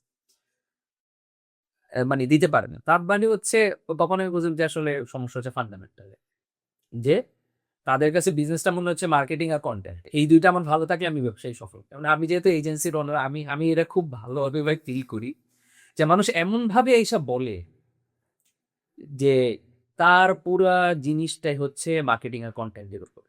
আমি এত করে যে বলি যে ভাই আপনি কি আপনার বিজনেসটাকে, আপনি কি ব্যবসা করবেন, কোন প্রোডাক্টটা সেল করবেন, এইটা আপনি একটু আগে ঠিক করে তারপরে ওইটার মার্কেটিং কি করবেন, কন্টেন্ট কি করবেন। কিন্তু এই জায়গাটা ফাইন্যান্সের ইন্টারেস্টিং আরেকটা মজা লাগে, ধরেন একটা ক্যাম্পেইন করতে আসছে আমাদের কাছে যে ভাই আমি এরকম নিতে এটা প্রোডাক্ট সেল করবো এরকম। তাই বললাম যে হ্যাঁ, খুব ভালো লাগছে, খুব সুন্দর, প্রোডাক্টটা ভালো, আপনি এতগুলো সেল করতে পারবেন। আমি বলছি আপনার ফাইন্যান্সিয়াল মডেলটাই করছেন যে আপনি পুরো যে ক্যাম্পেইনটা করবেন, কত টাকা প্রয়োজন হবে, কত টাকার প্রোডাক্ট আপনি স্টক করতেছেন, কত টাকার প্রোডাক্টের মার্কেটিং করতেছেন, এন্টায়ার পুরো ক্যাম্পেইনটা করতে আপনার কত টাকা প্রয়োজন, যেটা আপনি হিসাব করছেন না। তা আপনি কেমনে করতেন? যে ভাই এই যে প্রোডাক্টই করছে এখানে বেচে এখান থেকে আমি মার্কেটিং এর খরচ দিতাম, মানুষ আগে খরচ দিতাম, এইভাবে করতেন। আমি বলছি আপনি তো দিন শেষে লস করতে, মাইনাসে থাকতে। আপনি খুব ব্যবসা করছেন। এটা মাইনাসে, বাজেট অ্যালোকেশন যেটা, যে ফাইন্যান্সিয়াল প্ল্যান যেটাকে আমরা বলি, ওইটাই তো করতেছে না। সো ইনভেস্টমেন্টও নিচ্ছে, সেই ইনভেস্টমেন্টও নিবে। এই স্টোরিটা শেয়ার করে যে সেই ইনভেস্টমেন্টও নিবে। বলছি যখন ফান্ড কোথা থেকে আসবে, বলছি যে আমি ইনভেস্টর থেকে নিই। কিন্তু আমি তো বুঝতেছিলাম ওর ক্যালকুলেশন অনুযায়ী ও ওইটা ফেল করবে, অ্যান্ড দেন মানে ও যেহেতু জানেই না যে কত টাকা কোথায় খরচ হবে, সে ইনভেস্টর থেকে তো বলতেছে যে ভাই আমি 2 লাখ টাকার সে খেজুর কিনবো, রোজার সময় বিক্রি করবো। ইনভেস্টর হ্যাঁ আচ্ছা, ও তো ভালো ব্যবসা করে, ও দিয়ে দিই। তো তার কাছে তো পিকচারটা থাকতেছে না। তো এই ফান্ডামেন্টালটা কি আসলে, ফাইন্যান্সিয়াল ফান্ডামেন্টালটা বিজনেসের জন্য কতটুকু গুরুত্ব আপনার কাছে মনে হয়? এটাকে আপনাকে যদি স্কোরিং করতে হবে যে এইটারে আপনি আসলে 1 থেকে 5-এর মধ্যে কত দিবেন? এটা তো আমি হয় 6 দিব। রাইট। আমার কাছে আমিও প্রথমে বুঝতাম না, আমি খুব যে বুঝছি এটা না, কিন্তু যখন কিনা আমার কাছে এই জিনিসগুলো সামনে আসা শুরু করে, তখন আমি বলছি যে নাম্বারস ম্যাটার। সেটা ফাইন্যান্সিয়াল হোক, সেটা আমার মার্কেটিং এরই হোক, আমি যদি সব জিনিসকে নাম্বারসে কনভার্ট করতে পারি, যে নাম্বারসে নিয়ে করতে পারি যে আমার টার্গেট 10, সো আমার মিনিমামটা অ্যাটলিস্ট 8 থাকতে পারে, কিন্তু আমার একেবারে ফুল টার্গেট 10, এর মধ্যে আমি থাকবো। তাহলে গোল অ্যাচিভ করতে, টার্গেট অ্যাচিভ করতে সহজ হয়। কিন্তু এরকমও দেখছি যে ওই নাম্বারসটাই মাথায় থাকে না। তো নাম্বারস নিয়ে আসলে খুব বাংলাদেশে অনেক, টাকা পয়সা নিয়ে তো আরো অনেক বেশি। সো আমি যদি আরেকটু আপনাকে করি যে একটা ব্যবসার, যে ধরেন আমার ইনিশিয়াল স্টেজে ফান্ডিং নেওয়া, যে আমার ফান্ড আছে নিজের, আমার কাছে 1 লাখ টাকা বা 2 লাখ টাকা আছে, আমি ইনিশিয়াল স্টেজে শুরু করতে পারবো। স্কেলিং এর ক্ষেত্রে তো আসলে ফান্ডটা প্রয়োজন। কোন স্টেজে গেলে আপনার মনে হয় যে ফান্ড নেওয়া উচিত একটা বিজনেসে? যে আমি এই জায়গাটাতে পৌঁছেছি, এখন আমি স্কেল করতে পারি। সো ওই স্টেজটাতে যাই আসলে একটা বিজনেসে ফান্ড দিয়ে ভালো সেফ জোনে থাকে। যে একেবারে অনেকে আছে যে ইনিশিয়াল স্টেজে নেয় বা আপনার পয়েন্ট অফ ভিউটা মানে কোন জায়গাতে যে ফান্ড নেওয়াটা যে একেবারে ইনিশিয়াল স্টেজেই ভালো বা ২ টাই হইতে পারে। এটা আপনার পয়েন্ট অফ ভিউ মানে ২ টা জায়গাতে আপনার পয়েন্ট অফ ভিউ টা একটু যদি চান। আহ, আসলে ফান্ড তো বিজনেসের সবসময় লাগে, কিন্তু কখন কি মানে আমি এখানে এইভাবে আনসার করতে চাই যে কি টাইপের ফান্ড আসলে নেওয়া উচিত, কারণ ফান্ড তো আসলে বিভিন্ন টাইপের হয়। যে অনেকে বিজনেস স্টার্ট করতে যেমন একটা ফান্ড প্রয়োজন, যেটা ম্যাক্সিমাম মানুষই আসলে তার ফ্রেন্ডস অ্যান্ড ফ্যামিলিজ থেকে নিয়ে থাকে সাধারণত। আহ, বা নিজের যদি যেমন আমাদের যেমন আমি চাকরি করছি, আমার একটা সেভিংস ছিল, সেটা আমি ইনভেস্ট করছি। সো শুরুতে যদি ওই নিজের ফান্ডটা না থাকে তখন ফ্রেন্ডস অ্যান্ড ফ্যামিলিজ। কিন্তু ওই টাইপের ফান্ডগুলা কি হয়, ওই টাইপের ফান্ডগুলা সাধারণত ইকুইটি বেসড ফান্ড নয়। ইকুইটি মানে কি যে আমি আমার ইয়ারটা দিচ্ছি, মালিকানা শেয়ার করতেছি বা প্রফিট শেয়ার করতেছি। আর আমরা যেটা ডিল করি, আমরা বেসিক্যালি ডেট বেসড ফান্ডিং করি, বা মানে এটাকে লোন লোনের মতন অনেকে ট্রিট করে, মানে যারা ওই টার্মিনোলজিস গুলোর সাথে টার্মিনোলজিস গুলোর সাথে অ্যাওয়্যার না, তারা আসলে লোন লোন হিসাবে ট্রিট করে জিনিসটাকে। সো আমরা ডেট বেসড ফান্ডিং করে থাকি। ডেট বেসড ফান্ডিংটা আসলে মোর অফ একটু ম্যাচুরিটির পরে আমার মনে হয় নেওয়া উচিত। প্রথমে মানে নিজের টাকা দিয়ে, বা যেই টাকাটা আসলে আমার মানে লস করলেও আমি আসলে এটা থেকে রিকভারি করতে পারবো, অথবা আমার মানে ইয়া করা পসিবল, মানে রিটার্ন না করলেও আমার এমন না যে সোসাইটিতে সম্মান চলে যাবে। ওইটা দিয়ে এক্সপেরিমেন্টাল এই কাজগুলো করা উচিত। বাট একটা সময় গিয়ে যখন আমি একটা লার্নিং গুলা হয়ে গেছে, আমি বিজনেস স্টার্ট করছি, যেটা আমি পডকাস্টের শুরু দিকে বলতেছিলাম যে ২ বছর লাগে বা কয়েকটা সিজন লাগে লার্ন করতে। লার্নিংটা যখন আমার হয়ে গেছে, তখন আসলে এই ধরনের ডেট বেসড ফান্ডিং এ যাওয়া উচিত। আমি জাস্ট একটা একটা ঈদে বিজনেস করলাম, দেন আমার কাছে মনে হলো যে আমি সব শিখে গেছি। নেক্সট ঈদে গিয়ে আহ, আমি যেমন গত ঈদে আমি 10টা গরু উঠাইলাম, কোরবানির ঈদে সেল হয়ে গেছে। পরের ঈদে গিয়ে আমি 100টা গরু উঠাই দেখলাম যে আমি তো বিক্রি করতে পারতেছি না এখন। বাট ঈদের পরে যখন আমার ইনভেস্টররা আসবে, আমি তাদেরকে কি বলবো যে ভাই, সেল তো করতে পারি নাই, গরু নিয়ে যা। এইটা তো আর বলা যাবে না। সো এই এই ধরনের মানে যারা একটা লার্নিং পিরিয়ড এবং নিজের উপরে কনফিডেন্স এবং ওই জিনিসটা যে যে ভাই এখানে আমি জানি, মানে আমার একটা প্ল্যান আছে যে আমি এটা যদি সেল করতে পারি তাইলে এরকম প্রফিট দিতে পারবো, যেটা আপনি জাস্ট আগের কোয়েশ্চেনে বলতেছিলেন যে একটা প্ল্যান আছে। অথবা যদি সেল নাও করতে পারি, এক্সিটটা কি আমার, এক্সিট করে আমি অ্যাটলিস্ট ইনভেস্টরদেরকে কি মূলধনটা ফেরত দিতে পারবো নাকি, যেটা আপনার প্ল্যান বি বলতে পারেন। হ্যাঁ প্ল্যান বি বলতে পারি। সো এই প্ল্যানগুলো মিনিমাম থাকা উচিত। এবং এর but at the end of the day হয়তো আপনার প্ল্যান সাকসেসফুল নাও হতে পারে, রিজিকের মালিক আল্লাহ। কিন্তু মিনিমাম এইগুলো যদি না থাকে, আর ওই ভিশনটা না থাকে যে ঠিক আছে এই ইয়াগুলা হইতে পারে, এই লস গুলা বা এই সিচুয়েশন গুলা হইতে পারে, এবং এই সিচুয়েশন গুলো আমরা এটা মানে এই এক সিচুয়েশন বলে এ করবো, ওয়াই সিচুয়েশন বলে বি করবো, এইরকম প্ল্যান না থাকলে আসলে ফান্ডিং এ যাওয়া উচিত না। আমার কাছে এটা একটা অনেক বড় দায়িত্ব। কারো কারো কাছ থেকে আমি যখন লোন নিচ্ছি বা ইনভেস্টমেন্ট নিচ্ছি, এটা একটা আমানার পর্যায়ে চলে যায়, এবং মানে আমানতকে খেয়ানত করা তো আসলে খুবই মানে ইসলামের দৃষ্টিতে ওই প্রসঙ্গে আনা গেলাম। হ্যাঁ, সো ওই ওই ওই চিন্তাটা থেকে যদি মানুষ কনফিডেন্টলি আগাতে পারে, দেন আমি বলবো যে then he is at that point যেখানে তার বেস ফাইন্যান্সিংটা নেওয়া প্রয়োজন। এখন তো কমন প্র্যাকটিস হচ্ছে আচ্ছা লস করছি। বলছি, আচ্ছা ঠিক আছে। মানে টাকাকে তো টাকা মনে করতেছি। যে প্র্যাকটিসটা ইন্ডাস্ট্রিতে একদম দেখছি মাইন্ডসেট এর মধ্যে যেটা সে টাকাটাকে যে লুজ করতেছে, এটাও অনেকে মনে করছে আচ্ছা এটা পার্ট অফ সাকসেস। হ্যাঁ ঠিক আছে, কিন্তু এইভাবে খরচ করাটাও মানে অনেক তারা বলতেছে যে ভাই আপনি তো মানে সরিয়া বেস করছেন, এখানে তো প্রফিট লস আসি।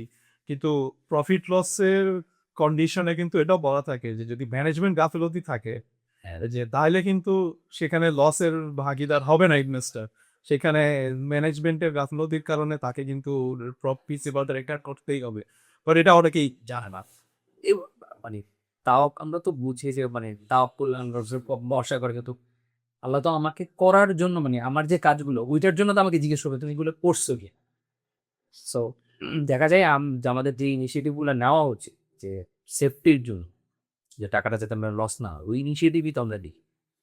আমরা বলি, ভাই তারপর বলছে আল্লাহ রাখেন ঠিক। এখন এইভাবে দোষ দিয়ে নিজেদেরকে বুঝ দিই যেটা সলিড, যে আচ্ছা তা আপলোড করছিলাম হয়েছে হয় নাই এটা, কিন্তু আমার তো plan strategy, plan A plan B, যে যদি আমি ব্যবসাটা ঠিকভাবে না হয় তাহলে আমি আমার যারা এই টাকাগুলো আমাকে বিশ্বাস করে দিচ্ছে এদেরকে কিভাবে ফেরত দিতে পারি, এটা নিয়ে আমি দেখছি যে বদানের মানে এখানে আসলে ওই ইথিক্যাল প্র্যাকটিসের একটা বড় গ্যাপ মার্কেটে আসলে আমি দেখি, আমিও পার্সোনালি দেখি, যতগুলো দেখি যে তারা আসলে এটাকে মনে করতেছে আচ্ছা ইনভেস্টরদের টাকা গেলে কি হয়েছে, তো যে ইনভেস্টমেন্ট করছে তার তো অনেক কষ্টের টাকা। আমি এরকম অনেককে দেখছি যে মাদ্রাসায় চাকরি করে সে 2 লাখ টাকা কোনোভাবে সেভিংস করছে, এখন সে তো টাকাটা হালাল ওয়েতে বাড়াইতেছে, জি জি। তো সে এইভাবে করে দিছে শেষ টাকাটা। তো এই কথা দিয়ে আমি আপনার একটা প্রশ্ন করব, যে দেখা যায় যে আমরা কিন্তু ভাই বন্ধু পরিচিত জনদের এমনি টাকা, হ্যাঁ আচ্ছা তুই ব্যবসা করতেছো নাও এই টাকা নাও, মানে দেওয়ার সময় খুব ইজিলি যে হ্যাঁ নাও নাও, কিন্তু টাকাটা যখন নিতে যায় তখন অনেক চ্যালেঞ্জেস ফেস। তো এই তো কিছুদিন আগেও একজনের কথা হচ্ছে ভাই টাকা আছে, তো আমি বললাম যে ভাই তুই প্ল্যাটফর্মে যা, যে কোনো একটা প্ল্যাটফর্ম অন্তত তোমার তো ওই নলেজটা নাই যে একটা বিজনেস কিভাবে অ্যাসেস করতে হয়, তো তার তো এক্সপার্ট আছে, সে অ্যাসেস করবে, তো সে যদি 3 থেকে 4% নেয় এটাও তো তার পারিশ্রমিক, তো পরিশ্রম, কারণ সেই ফোর্টটা দিচ্ছে আবার রিকভার এদিকে শুরু করে কিভাবে ম্যানেজ করতেছে, তো তোমার ওইটা সেম। তো সে কথাবার্তা করার পরে দেখতেছি যে না সে আসলে ডিরেক্টলি ফান্ড দিতেই নেই। আমি বলছি যে তুমি যে ওকে অ্যাসেস করবা তোমার নলেজ কি, যে একটা তুমি তো ব্যবসা করো, তুমি তো চাকরি করে কিছু টাকা জমাইছো না, তুমি তো আন্দাজে দিয়ে দিতেছো যে হয়তো 1 লাখ টাকার ইনস্টা এত টাকা দিকে, সেও তোমার সুন্দর বলছে ভাই আমি আপনার একটা ডিট করে দিব, চেক দিব।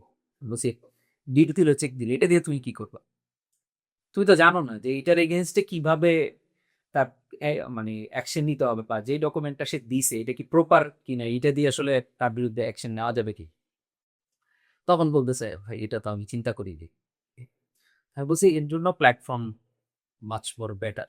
সো কোয়েশ্চেনটা এটাই যে যদি আমরা আসলে ভাই বন্ধুদের এইভাবে করে টাকা দিই, ভাই ব্রাদার এইভাবে করে টাকা দিই, কেন আসলে আমি প্ল্যাটফর্ম থেকে দেওয়া উচিত, আর কেন আমার আসলে এমনি এমনি যে just দিলাম যে ভাই ঠিক আছে করে, কিন্তু যখন তারা খায় তখন তো বিশাল আহ, মানে চ্যালেঞ্জ হয়। সো কেন আসলে প্ল্যাটফর্মের ওয়েতে যাওয়া উচিত, যে আপনি বিনিয়োগ ডট আইও কো-ফাউন্ডার, সো আপনার তো অবশ্যই একটু পয়েন্ট অফ ভিউ, আপনারা তো ওই চ্যালেঞ্জগুলো মাথায় রাখছেন যে আমাদের প্ল্যাটফর্মটা ইউজ করা উচিত এরকম। সো ওই জিনিসটা আমি একটু জানতে চাচ্ছি যে আপনার কাছে কি মনে হয় যে কি কি কারণে আসলে প্ল্যাটফর্মের কাছে যাওয়া উচিত। আমরা আসলে প্ল্যাটফর্মটা করছিলামই এই এক্সাক্ট এই প্রবলেমটা সলভ করতে। সো প্ল্যাটফর্মটা ২ টা প্রবলেম সলভ করতেছে। একটা হচ্ছে ইনভেস্টমেন্ট কোথায় করব? আর বিজনেসদের জন্য হচ্ছে ইনভেস্টমেন্ট কিভাবে নিবো বা সহজে কিভাবে বাড়াতে পারি। সো এই যে ইনভেস্টমেন্ট কোথায় করব? এটা আমার বা স্বভাবের চ্যালেঞ্জ ছিল যখন আমরা মানে আমরা ওয়ার্কিং পিপল ছিলাম, ডিসপোজেবল ইনকাম ছিল। সো যেহেতু আমার এই প্রবলেমটা ছিল, সো আমি মানে এইখানে প্ল্যাটফর্ম যদি ওই মুহূর্তে থাকতো, আমি হয়তো এই বিজনেসটা স্টার্টই করতাম না। শাবাব হয়তো আমাকে বলতোই না যে, "চলো এই বিজনেসটা স্টার্ট করি।" সো প্ল্যাটফর্ম প্রয়োজন এইজন্য যে আপনি যেই মানে আপনি সর্ট অফ কোয়েশ্চেনিং আনসার দিয়ে দিছেন যে, আ আমি এখন আমার টাকা একজনকে দিব। আ আমি যেমন আমাদের একদম ১ম বিজনেস ছিল সেফ ফুডস। সো তারা আমাদের ক্লায়েন্ট হয়েছিল বিকজ তাদের শাওয়াবকে মানে শাওয়াব আগে থেকে তাদেরকে চিনতো এবং তারা এই মডেলেই করতো। সো আমরা এখানে তাদেরও একটা প্রবলেম সলভ করছিলাম। তারা যেটা করতো যে ১০ জন মানুষ থেকে ১ লাখ নিয়ে ১০ লাখ টাকা হইছে। এই ১০ জনকে আবার তার রিপোর্টিং করতে হচ্ছে। বাট আমরা যদি ১০ জনের থেকে একবারে নিয়ে একবারে তাকে রেজ করে দিতে পারি, সে কিন্তু ওই ১০ জনের প্যারা তার নেওয়া লাগতেছে না। সে শুধু বিনিয়োগ ডট আইওর সাথে কানেক্ট করতেছে। এট দ্য সেম টাইম বিনিয়োগ ডট আইওর যখন আমরা তাদেরকে একটা অ্যাসেসমেন্ট করছি, মানে আমি যখন ইনভেস্ট করতে যাচ্ছি, আমি তখন বিনিয়োগ প্ল্যাটফর্মে গিয়ে দেখতেছি যে আচ্ছা এই বিজনেসটার কি কোথায় মানে কি কাজ করতেছে, কোথায় তার অফিস, কি মানে টাকাটা কোথায় ইউটিলাইজ হবে। এইটা একটা সুন্দর স্ট্রাকচারড ওয়েতে আমরা প্রেজেন্ট করতেছি। হ্যাঁ, অফকোর্স ৪ বছর আগে আমরা যে ওসার ছিলাম ৪ বছরে এখন অনেক কিছু ইভলভ করে এখন স্ট্রাকচারটা আরো স্ট্যাবল ইমপ্রুভমেন্ট হয়েছে এবং এটা কনস্ট্যান্ট ইমপ্রুভমেন্ট। কিন্তু সো এইটা যখন আমি অ্যাজ অ্যান ইনভেস্টর যাচ্ছি এবং দেখতেছি এবং আমি তো এখন হয়তো শুধু মানে তখন এরকম ছিল যে তখন প্রথম দিকে আমাদের মাসে ১টা ২টা করে এট আ টাইম ইনভেস্টমেন্ট অপশন আছে প্রথম দিকে। এখন আপনাদের প্ল্যাটফর্মে গেলে দেখা যাচ্ছে যে একেকটা টাইমে ৪টা ৫টা কোন সময় ৮টা ৯টা ১০টা পর্যন্ত যাচ্ছে। তখন কিন্তু আমি কম্পেয়ার করতে পারি যে আচ্ছা আ এইটা এই এই বিজনেসটা অ্যাগ্রো বিজনেসে, এই বিজনেসটা ফুটওয়্যারে, এইটা স্কিন কেয়ার রিলেটেড, এটা ই-কমার্স রিলেটেড। তখন আমি আবার আমার নেসেসিটি অনুযায়ী সিলেক্ট করতে পারি এবং আমি ডাইভার্সিফাইও করতে পারি। সো রিস্কটা কি হচ্ছে? আমি যদি একজনকে টাকা দিয়ে দিই, আমি তার সর্ট অফ আ ক্যাপাসিটির উপরে আমি নির্ভরশীল হয়ে গেলাম যে উনি একা ফেল করলে আমার পুরা ক্যাপিটাল শেষ। কিন্তু আমি যদি আমার ৳১,০০,০০০ ক্যাপিটাল ৪ টা জায়গায় স্প্লিট করে দিই, সো যে এখান থেকে এই ৪ টা বিজনেসকে আমি হয়তো একা অ্যাসেস করতে পারতাম না, ভিজিট করতে পারতাম না। একা ৪ জনের ফাইন্যান্সিয়ালস ও বা ফলো আপ করে টাকা রিকভার করা এটাও হয়তো আমার পক্ষে সম্ভব হতো না। হ্যাঁ? বাট এখানে আমি বিভিন্ন জায়গায় স্প্লিট করে আমি একজনকে নিয়োগকর্তাকে দায়িত্ব দিয়ে দিচ্ছি যে হ্যাঁ, ঠিক আছে। তারা আমার পক্ষ থেকে এই ট্রান্সেকশনস গুলা করতেছে এবং আরেকটা বিষয় হচ্ছে যে শরিয়া কমপ্লায়েন্স মেইনটেইন করা। সো আ শরিয়া কমপ্লায়েন্স এ এখন সেটা আমি আমাদের প্রসেস যেমন হচ্ছে মুরাবাহা বা বাই অ্যান্ড সেল এর মাধ্যমে আমরা ইনভেস্টমেন্ট করে থাকি অনেক ক্ষেত্রে। অনেক ক্ষেত্রে মুশারাকা প্রফিট লস শেয়ারিং এর মাধ্যমে করে থাকি। সো এই যে এই বিক্রয় চুক্তিটা কি প্রপারলি হয়েছে নাকি? যে মুরাবাহাটার স্টেপ গুলা কি প্রপারলি হয়েছে নাকি? এটা কিন্তু মানে আমি যখন ইনিশিয়াল ডেইজ এ চিন্তা করছি মানে আমরা যখন ইনিশিয়াল ডেইজ এ শুরু করেছিলাম, তখন প্রত্যেকটা জিনিস ডকুমেন্টেশন করে প্রত্যেকটা স্টেপস আমরা প্রপারলি মেইনটেইন করি। ওভার দ্য ইয়ার্স আমরা যখন বিভিন্ন বিজনেসের সাথে কথা বলতে যাই, তারা বলে যে, "হ্যাঁ ভাই, আমিও তো মুনাবাহার মাধ্যমেই ইনভেস্টমেন্ট নেই।" জিজ্ঞেস করলাম, "ভাই কিভাবে নেন?" সো জাস্ট ফর কনটেক্সট মুনাবাহাটা এভাবে কাজ করে যে আ আমার আমি এই কাপের বিজনেস করি। সো আমার কাপ হচ্ছে মানে এই পেপার কাপ আমি বাল্কে কিনবো। আ ১,০০,০০০ পিস কিনবো। এরপরে দোকানে করব, সার্ভ করব। ইয়া মানে একেকটা দোকানে ১০,০০০ করে পিস দিব। সো ৳১০০ য় জাস্ট কথা যে কাপটা আমার পারচেজ পড়ছে ৳১০০ আর ওইখানে আমি ৳১২০ য় সেল করি। এখন আ আমার তো এটা অ্যাকোয়ার করা লাগবে। আগে প্রকিউর করা লাগবে। সো প্রকিউর করার সময় এই যে এক এক ১,০০,০০০ পিস যে আমি কিনবো, এটা যদি আ বিনিয়োগদাতারা কিভাবে করে? বিনিয়োগদাতারা নিজে ফার্স্ট এ এটা পারচেজ করে ইনভেস্টরের পক্ষ থেকে। তারপরে বিজনেসকে একটা 10% মার্কআপ এ সেল করে। এরপরে বিজনেস এবং 10% মার্কআপ এ সেল করার সাথে ওখানে একটা ডিউরেশন ও মেনশন থাকে বা ইনভেস্টমেন্ট এর একটা রিপেমেন্ট স্ট্রাকচার ও মেনশন থাকে। যে এইভাবে রিপেমেন্ট স্ট্রাকচারটা হবে। সো মুনাবাহা কন্ট্রাক্টটা দাঁড়ায় গেল। বাকিতে বিক্রয়। আ কিন্তু যখন ইন্ডিভিজুয়ালি তারা করতেছে, এই জিনিসটাতে আমার অ্যাকচুয়ালি পজেশন নেওয়া লাগবে আগে। বিনিয়োগদাতারা যে আগে একটা পজেশন নেয়, ওনারশিপ নেয়, তারপরে বিক্রয়টা করে। এই যে একটা ২টা ইম্পোর্টেন্ট পয়েন্ট যে ২ টা ছাড়া বিক্রয় চুক্তিটা কিন্তু ভয়েড। আমি যে মার্কআপটা দিচ্ছি একটা 10% মার্কআপ নিচ্ছি বিক্রয় করার পর। ও আমি যদি প্রপারলি এই ওনারশিপ আর পজেশন না করি, তাহলে কিন্তু চুক্তিটা ভয়েড। তো আমরা বিজনেস ওনার এসে বলে যে, "ভাই আমিও তো মুনাফাই করি।" "কিভাবে করেন?" "ভাই উনি টাকা দিয়ে দিছিল আমাকে, এই যে ৳১,০০,০০০ দিছিল। আমি এই ১,০০,০০০ পিস কিনছি। এরপরে আমি এগুলা সেল করে ওনাকে ওই 10% মার্কআপ দিছি।" কিন্তু এখানে যে কোথায় প্রোডাক্টের অ্যাকচুয়ালি ওনারশিপ কখন বিজনেসের ছিল আর কখন মানে ইনভেস্টরের ছিল, কখন বিজনেসের ছিল, কখন এই ওনারশিপটা ট্রান্সফার হইছে বা মানে পজেশনটা ট্রান্সফার হইছে এইগুলার কোনো ক্লিয়ারিটি থাকে না বা করেও মানে করেও না। সো আমি যদি শরিয়াগতভাবে ইনভেস্টমেন্ট করতে যাই, আমার কি করতে হবে? আমার এরকম ৪-৫ জন এজেন্ট রাখতে হবে, যে গিয়ে আমার পক্ষে মুনাবাহা করে দিবে। সো এটা তো এখন আমি যদি একটা জব হোল্ডার হই, আ সেইটার পাশাপাশি আমি এখন হঠাৎ করে এ মানে একজন লোককে এভাবে পাঠায় কোঅর্ডিনেট করা, এটাও তো আমার পক্ষে সম্ভব হতো না। এবং এটা একটা আমার মাথা ব্যাথা হইতো। সো এই যে শরিয়া প্লাস হচ্ছে যে একটা বিজনেসের ফিজিবিলিটি প্লাস কিছু ক্ষেত্রে প্রবলেম হয়। রিপেমেন্ট এ একটু হয়তো লেট হইছে। কোন একটা লেজিটিমেট কারণে হতে পারে। অথবা অন্য বিজনেস হয়তো ইচ্ছা করেই দিচ্ছে না। যেকোনো কারণেই হতে পারে। বাট ওটা যাচাই করা। এই সবগুলা সার্ভিস যেহেতু আমরা দিয়ে থাকি, সো এই জন্য মানে পিস অফ মাইন্ডের জন্য এখানে আসা উচিত, but at the same time এটাও মনে রাখা উচিত যে ইনভেস্টমেন্টস আর রিস্কি। সো এই জন্য আমরা সবাইকে যেটা বলে থাকি যে আপনারা আপনার সেভিংস এর 10-20% বেশি ফর্মে দিবেন না, because it's a risky model. But এটা নিয়ে আসলে আমরা আরো কাজ করতেছি। আমাদের মডেলটা মেবি এখন তো জানুয়ারি 2026, এই বাই ডিসেম্বর 2026 হয়তো আমাদের মডেলটা অনেকটু চেঞ্জ আসবে।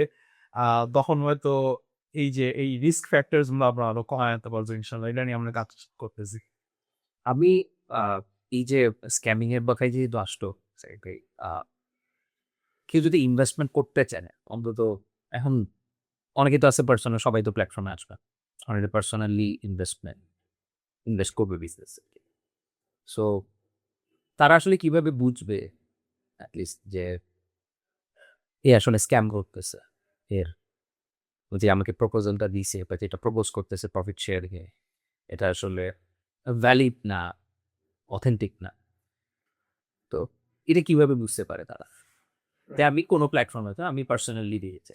সো ওইটা আসলে কিভাবে অ্যাসেস করতে পারে, বেসিক। রাইট। সো ওই যে যেটা বললাম যে ফার্স্ট আইডেন্টিফিকেশনটা হচ্ছে যে যদি প্রফিটের অ্যামাউন্টটা এক্সরবিটেন্টলি হাই থাকে, দেন ধরেই নেওয়া উচিত ওটা স্ক্যাম। এবং এক্সরবিটেন্ট বলতে আমার মতে সেটা যদি 40% বা তার বেশি হয়, অ্যানুয়াল হিসাবে 40% বা তার বেশি হয়, ওইটা আসলে ইউজুয়ালি স্ক্যাম হয়।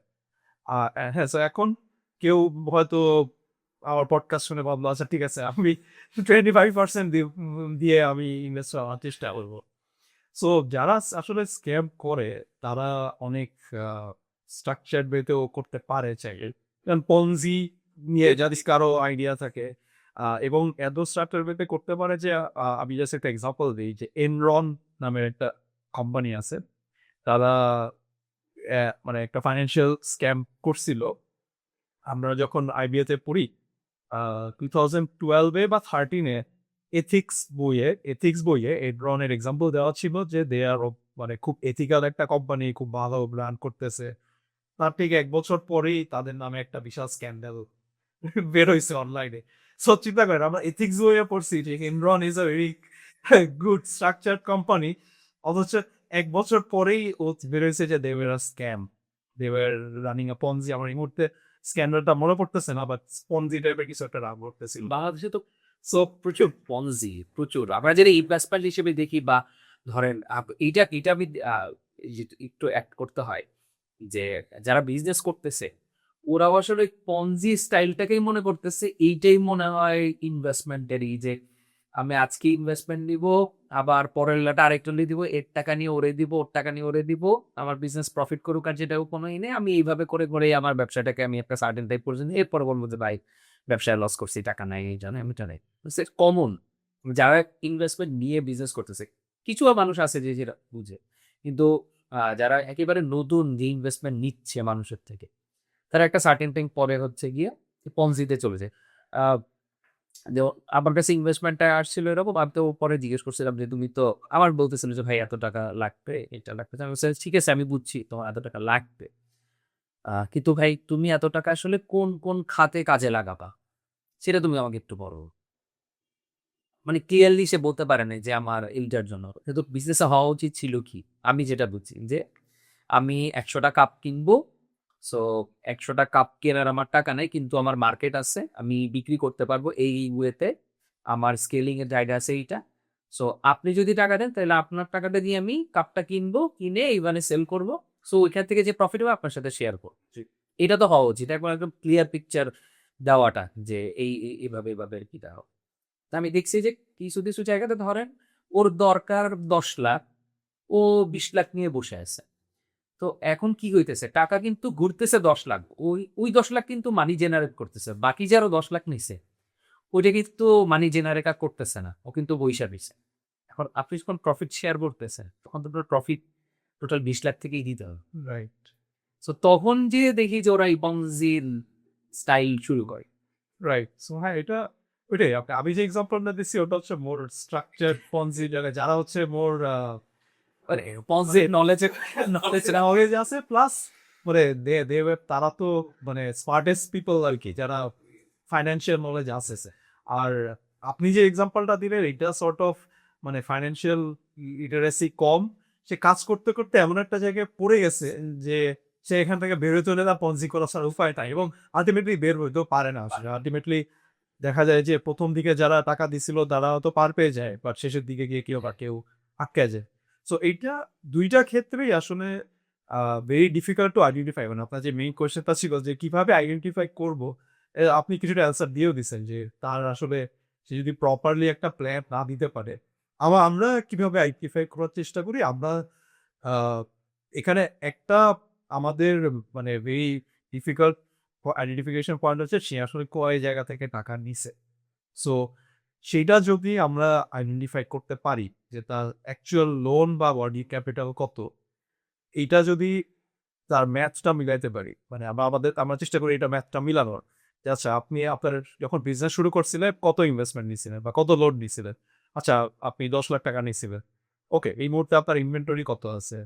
আপনার মার্কেটে রিসিভেবলস কত আছে? মানে আপনি কত টাকা পাবেন, আর পেয়েবলস কত টাকা আছে? আপনার দেনা কত? সো দেনা পাওনা, ইনভেন্টরি, ক্যাশ, এগুলো যখন আমরা ম্যাচ করি আর লোনের সাথে বা লোন বা ইনভেস্টমেন্টের সাথে ম্যাচ করি, তখনই কিন্তু বের হয়ে যায় একটা গ্যাপ। এখন কেউ যদি ইন্ডিভিজুয়ালি করতে চায় তা আসলে এই মিনিমাম ফাইন্যান্সিয়াল নলেজ যদি থাকে এবং সেই প্রপার কোয়েশ্চেন্স গুলো করতে পারে বিজনেসকে, তাহলে সে পার্সোনালি দিক পার্সোনালি দিতে পারো পার্সোনালি সে ম্যাচ করে দিতে পারে। জাস্ট ট্রিকটা হচ্ছে যে উনি যদি হাইড করে, যে যেটা আর কি সফিস্টিকেটেড স্ক্যামার্সরা করে, যে সে আরো 10 জনের কাছ থেকে নেওয়া আছে এবং সে যেটা হাইড করছে। এবং বাকি যে কোয়েশ্চেন করলো না, এটা এটা কিন্তু বাংলাদেশের প্রবলেম না, এটা সে ওই ইন্দোনেশিয়া মালয়েশিয়া ওইসব দেশেও সিমিলার প্রবলেমসই, যে সে আসলে অনেক জায়গা থেকে নিছিল, পার্সোনালি ক্যাশ ইনভেস্টমেন্ট নিছিল, বা জিনিসটা হাইড করছে। সো এটা পরবর্তীতে গিয়ে কেউ না কেউ সাফার হবে। আমার পুরাতন একটা কথা মনে পড়ছে। আপনার সাথে গুলশান একদিন বসছিলাম, যে ফান্ডিং নিয়ে কথা হচ্ছিল হয়েছে, যে আমি বলছিলাম যে এই বিজনেসটা এরকম স্ক্যাম করতেছে, যে ও এত এত মানুষের থেকে এই টাকাগুলো নিচ্ছে এবং ও আরেকটা প্ল্যাটফর্মে টাকা নিচ্ছে। তো তখন আপনার মনে হচ্ছে কিনা আপনি বলছে, ভাই এরকম একটা বিজনেস আমাদের কাছে অ্যাপ্লাই করছে।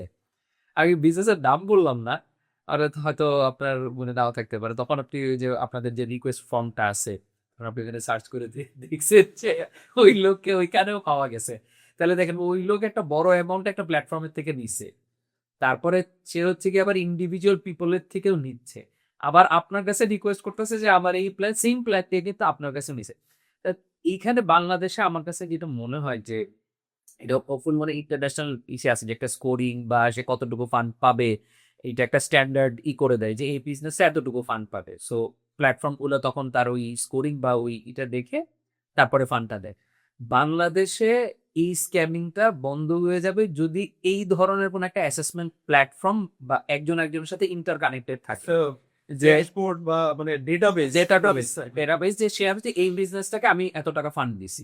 সো এইটা যাতে সবার কাছে আমার ক্লিয়ার থাকে, যে হ্যাঁ আচ্ছা আমি বিনিয়োগ এখন ওরে ফান্ড করবো, ও আচ্ছা কে তো ফান্ড নিয়ে 50 লাখ টাকা হয়তো ব্যাংকের থেকে নিয়ে রাখছে, বা হচ্ছে যে কোনো একটা এক্সওয়াইজেড প্ল্যাটফর্ম থেকে নিয়ে সে রেখে দিছে, বা পার্সোনালি পার্সোনালিও সে নিতেছে। এবং যে পার্সোনালিটি ইনভেস্টররা যে ইনভেস্টমেন্ট করবে তার ওইটা চেক করার কিন্তু বই নেই। এর জন্য বাংলাদেশে খুব ইজিয়েস্ট ওয়েতে ইনভেস্টমেন্ট নিয়ে স্ক্যাম করা যায়, রাইট। খুবই, কারণ ডেটা জানতেছে না। এখন আমারই পাশের জন আর ইনভেস্টমেন্ট করে বসে আছে, এরকম আরো সামনে যখন ধরা খায় তখন একজন ওয়ার্ড অফ মাউথে হয়েছে, হ্যাঁ হ্যাঁ আমি তো ওরেও দিছি, আমি তো ওরেও দিছি, তখন যে ম্যাচ আসছে আজকে আর আরেকটা বিষয় হচ্ছে যে মানে এইটা আমি যে কাউকে টাকা দিছি আমি তো আসলে প্রকাশ করতে চাই না। সাধারণত আমি এজ এ ইনভেস্টর, আমি একজনকে 5 লাখ টাকা ইনভেস্ট করছি, আমি চাইবো না পাবলিকলি প্রকাশ করতে। সো আমরা এরকম একটা এক্সাম্পল দেখছিলাম, একটা যে সে একটা মেশিন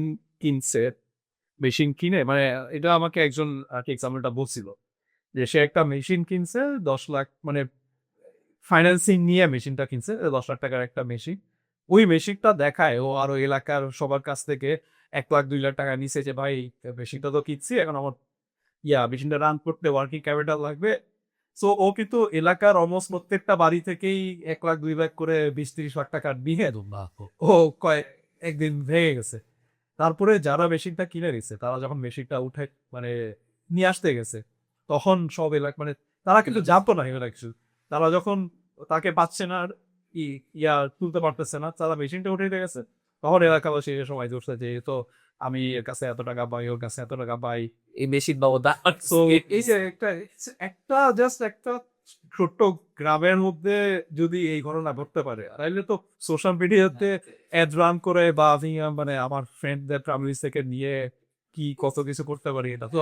সো হ্যাঁ, একটা আপনি যেটা বললেন যে একটা ড্যাশবোর্ড থাকা অবশ্যই হেল্পফুল।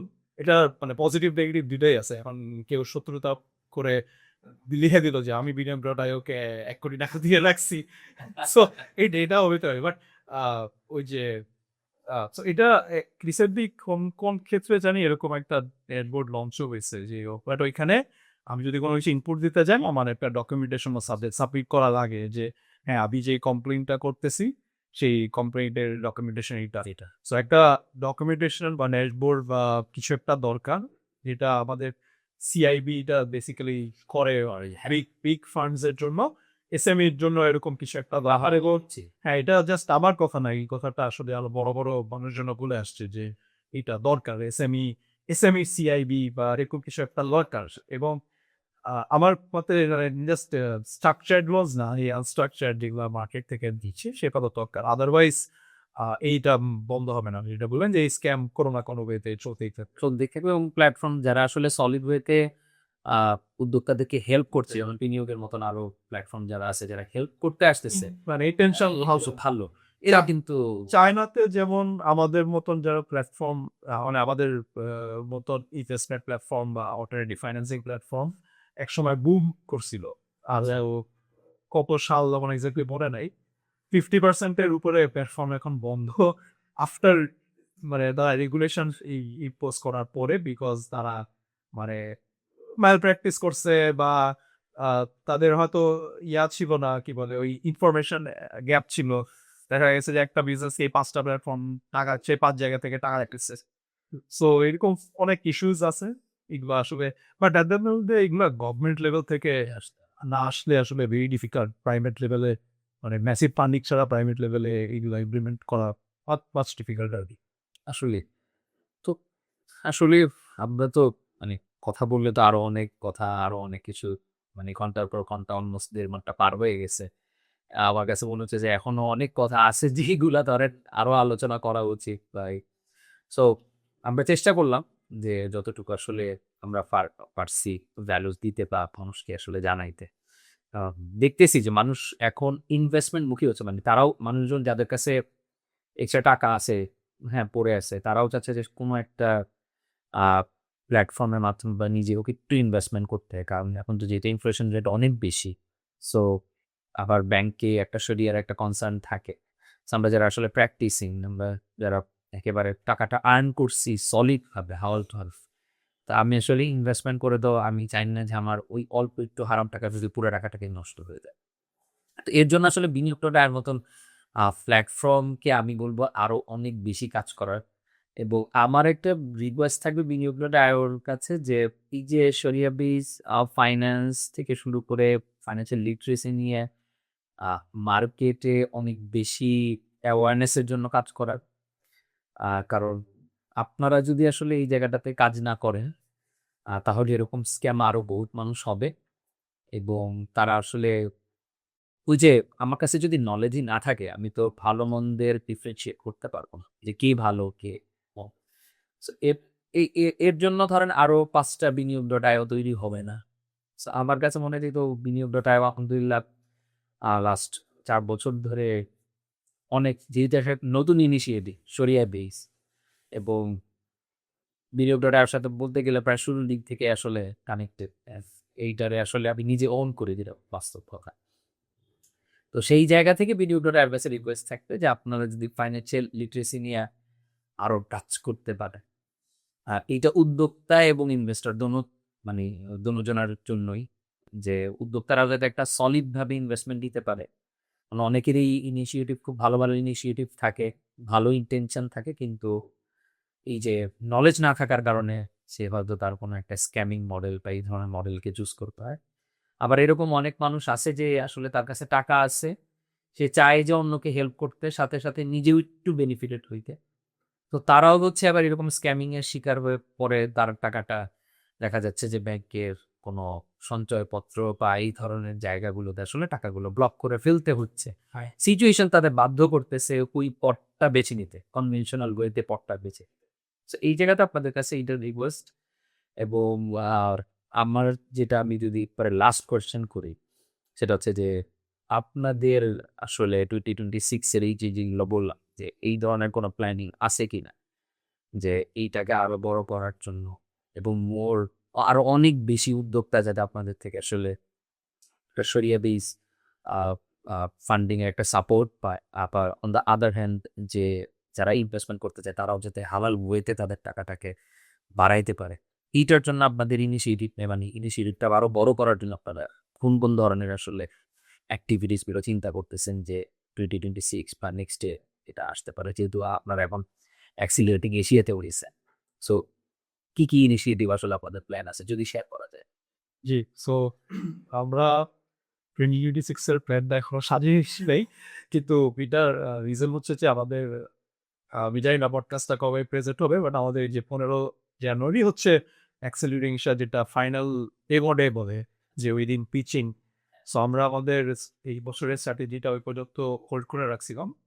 সো ওইটা মেইন বাট হাই লেভেলে আমরা কিছু আলাপ করছি। যেমন আপনি যেমন বললেন যে, এই যে কনটেন্ট নিয়ে কাজ করা। সো এইটা আসলে আমরা আরো ১-২ বছর আগের থেকেই চিন্তা করছি। রিসোর্সের কারণে করা হয়ে ওঠে নাই। যে এটা আমাদের সর্ট অফ একটা দায়িত্ব যে মার্কেটে আমরা যেহেতু ফাইন্যান ফাইন্যান্সিং বা ইনভেস্টমেন্ট নিয়ে কাজ করতেছি, মানুষকে এইটার প্রপার একটা লিটারেসি দেওয়া যাদের এই লিটারেসিটা নাই, এটা আমাদের একটা দায়িত্ব। সো এটা ডেফিনিটলি একটা থাকবে, একটা পার্ট থাকবে। দেন হচ্ছে যে আমরা কিভাবে আরো বেশি বিজনেসকে অ্যাসেস করতে পারবো কম সময়ের মধ্যে। কিছু ক্ষেত্রে এই যে বিজনেসের ডকুমেন্টেশন রেডি থাকে না। সো দেখা যায় যে একটা বিজনেসকে আমার অ্যাসেস করতে একটা সময় চলে যাচ্ছে। So ওই সময়টাকে কিভাবে কমায় আনা যায় এবং সে বিজনেসটা যাতে রং ডিসিশনস না নেয়, এইজন্য আমরা তাকে আরো কি সাপোর্ট দিতে পারি। অনেক সময় আসলে বিজনেসের ইনটেনশন খারাপ থাকে না। সে জাস্ট একটা ভুল ডিসিশন নেওয়ার কারণে হয়তো বিপদে পড়ে যায়।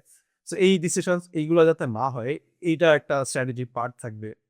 ফাইনালি হচ্ছে যে একজন যখন টাকা ইনভেস্ট করতেছে, সে তো একটা আসলে একটা বড় মানে রিস্ক নিয়ে করতেছে। সেটা সে আমাদের প্ল্যাটফর্মের মাধ্যমে করলে হয়তো কিছুটা রিস্ক ডাইভার্সিফাই হচ্ছে। পার্সোনালি করলে তার একটা ওই এক জায়গায় রিস্কটা চলে যাচ্ছে। সো আমরা অনেক সময় বলি যে আপনি পার্সোনালিও কিছু করেন, প্ল্যাটফর্মের মধ্যেও কিছু করেন, কিছু হয়তো গোল্ডে করেন, কিছু হয়তো ইয়াতে করেন, ল্যান্ডে করেন যদি আপনার অ্যাবিলিটি থাকে, ডাইভার্সিফাই করেন। সো এই যে সে যে কিভাবে ডাইভার্সিফাই করবে বা আমাদের মাধ্যমেও যদি করে, আমরা তাকে আরো কিভাবে বেটার ডাইভার্সিফাই করে দিতে পারি, বেটার রিস্ক আরো কমায় আনতে পারি, সেটা সেটা নিয়ে আমাদের কাজ করার একটা প্ল্যান আছে। এখানে আমরা ভেরি রিসেন্টলি যেমন একটা ইন্সুরেন্স প্রোডাক্ট নিয়েও টেস্ট করছি। ছিলাম। পিওর ফান্ড নামের একটা প্রোডাক্ট। এটা এখনো পাবলিকলি ওভাবে লঞ্চ হয় নাই। বাট মেবি এই পডকাস্ট হতে, হতে পাবলিকলি লঞ্চ হয়ে যাবে। সো এটা নিয়ে আমাদের কাজ চলতেছে এবং বাংলাদেশে এই শারিয়া কমপ্লায়েন্ট ইন্স্যুরেন্সেরও একটা বিশাল গ্যাপ আছে। So আমরা আপাতত ইনিশিয়ালি আমাদের প্ল্যাটফর্মের মধ্যেই একটা ইন্টারনাল কাজ করতেছি।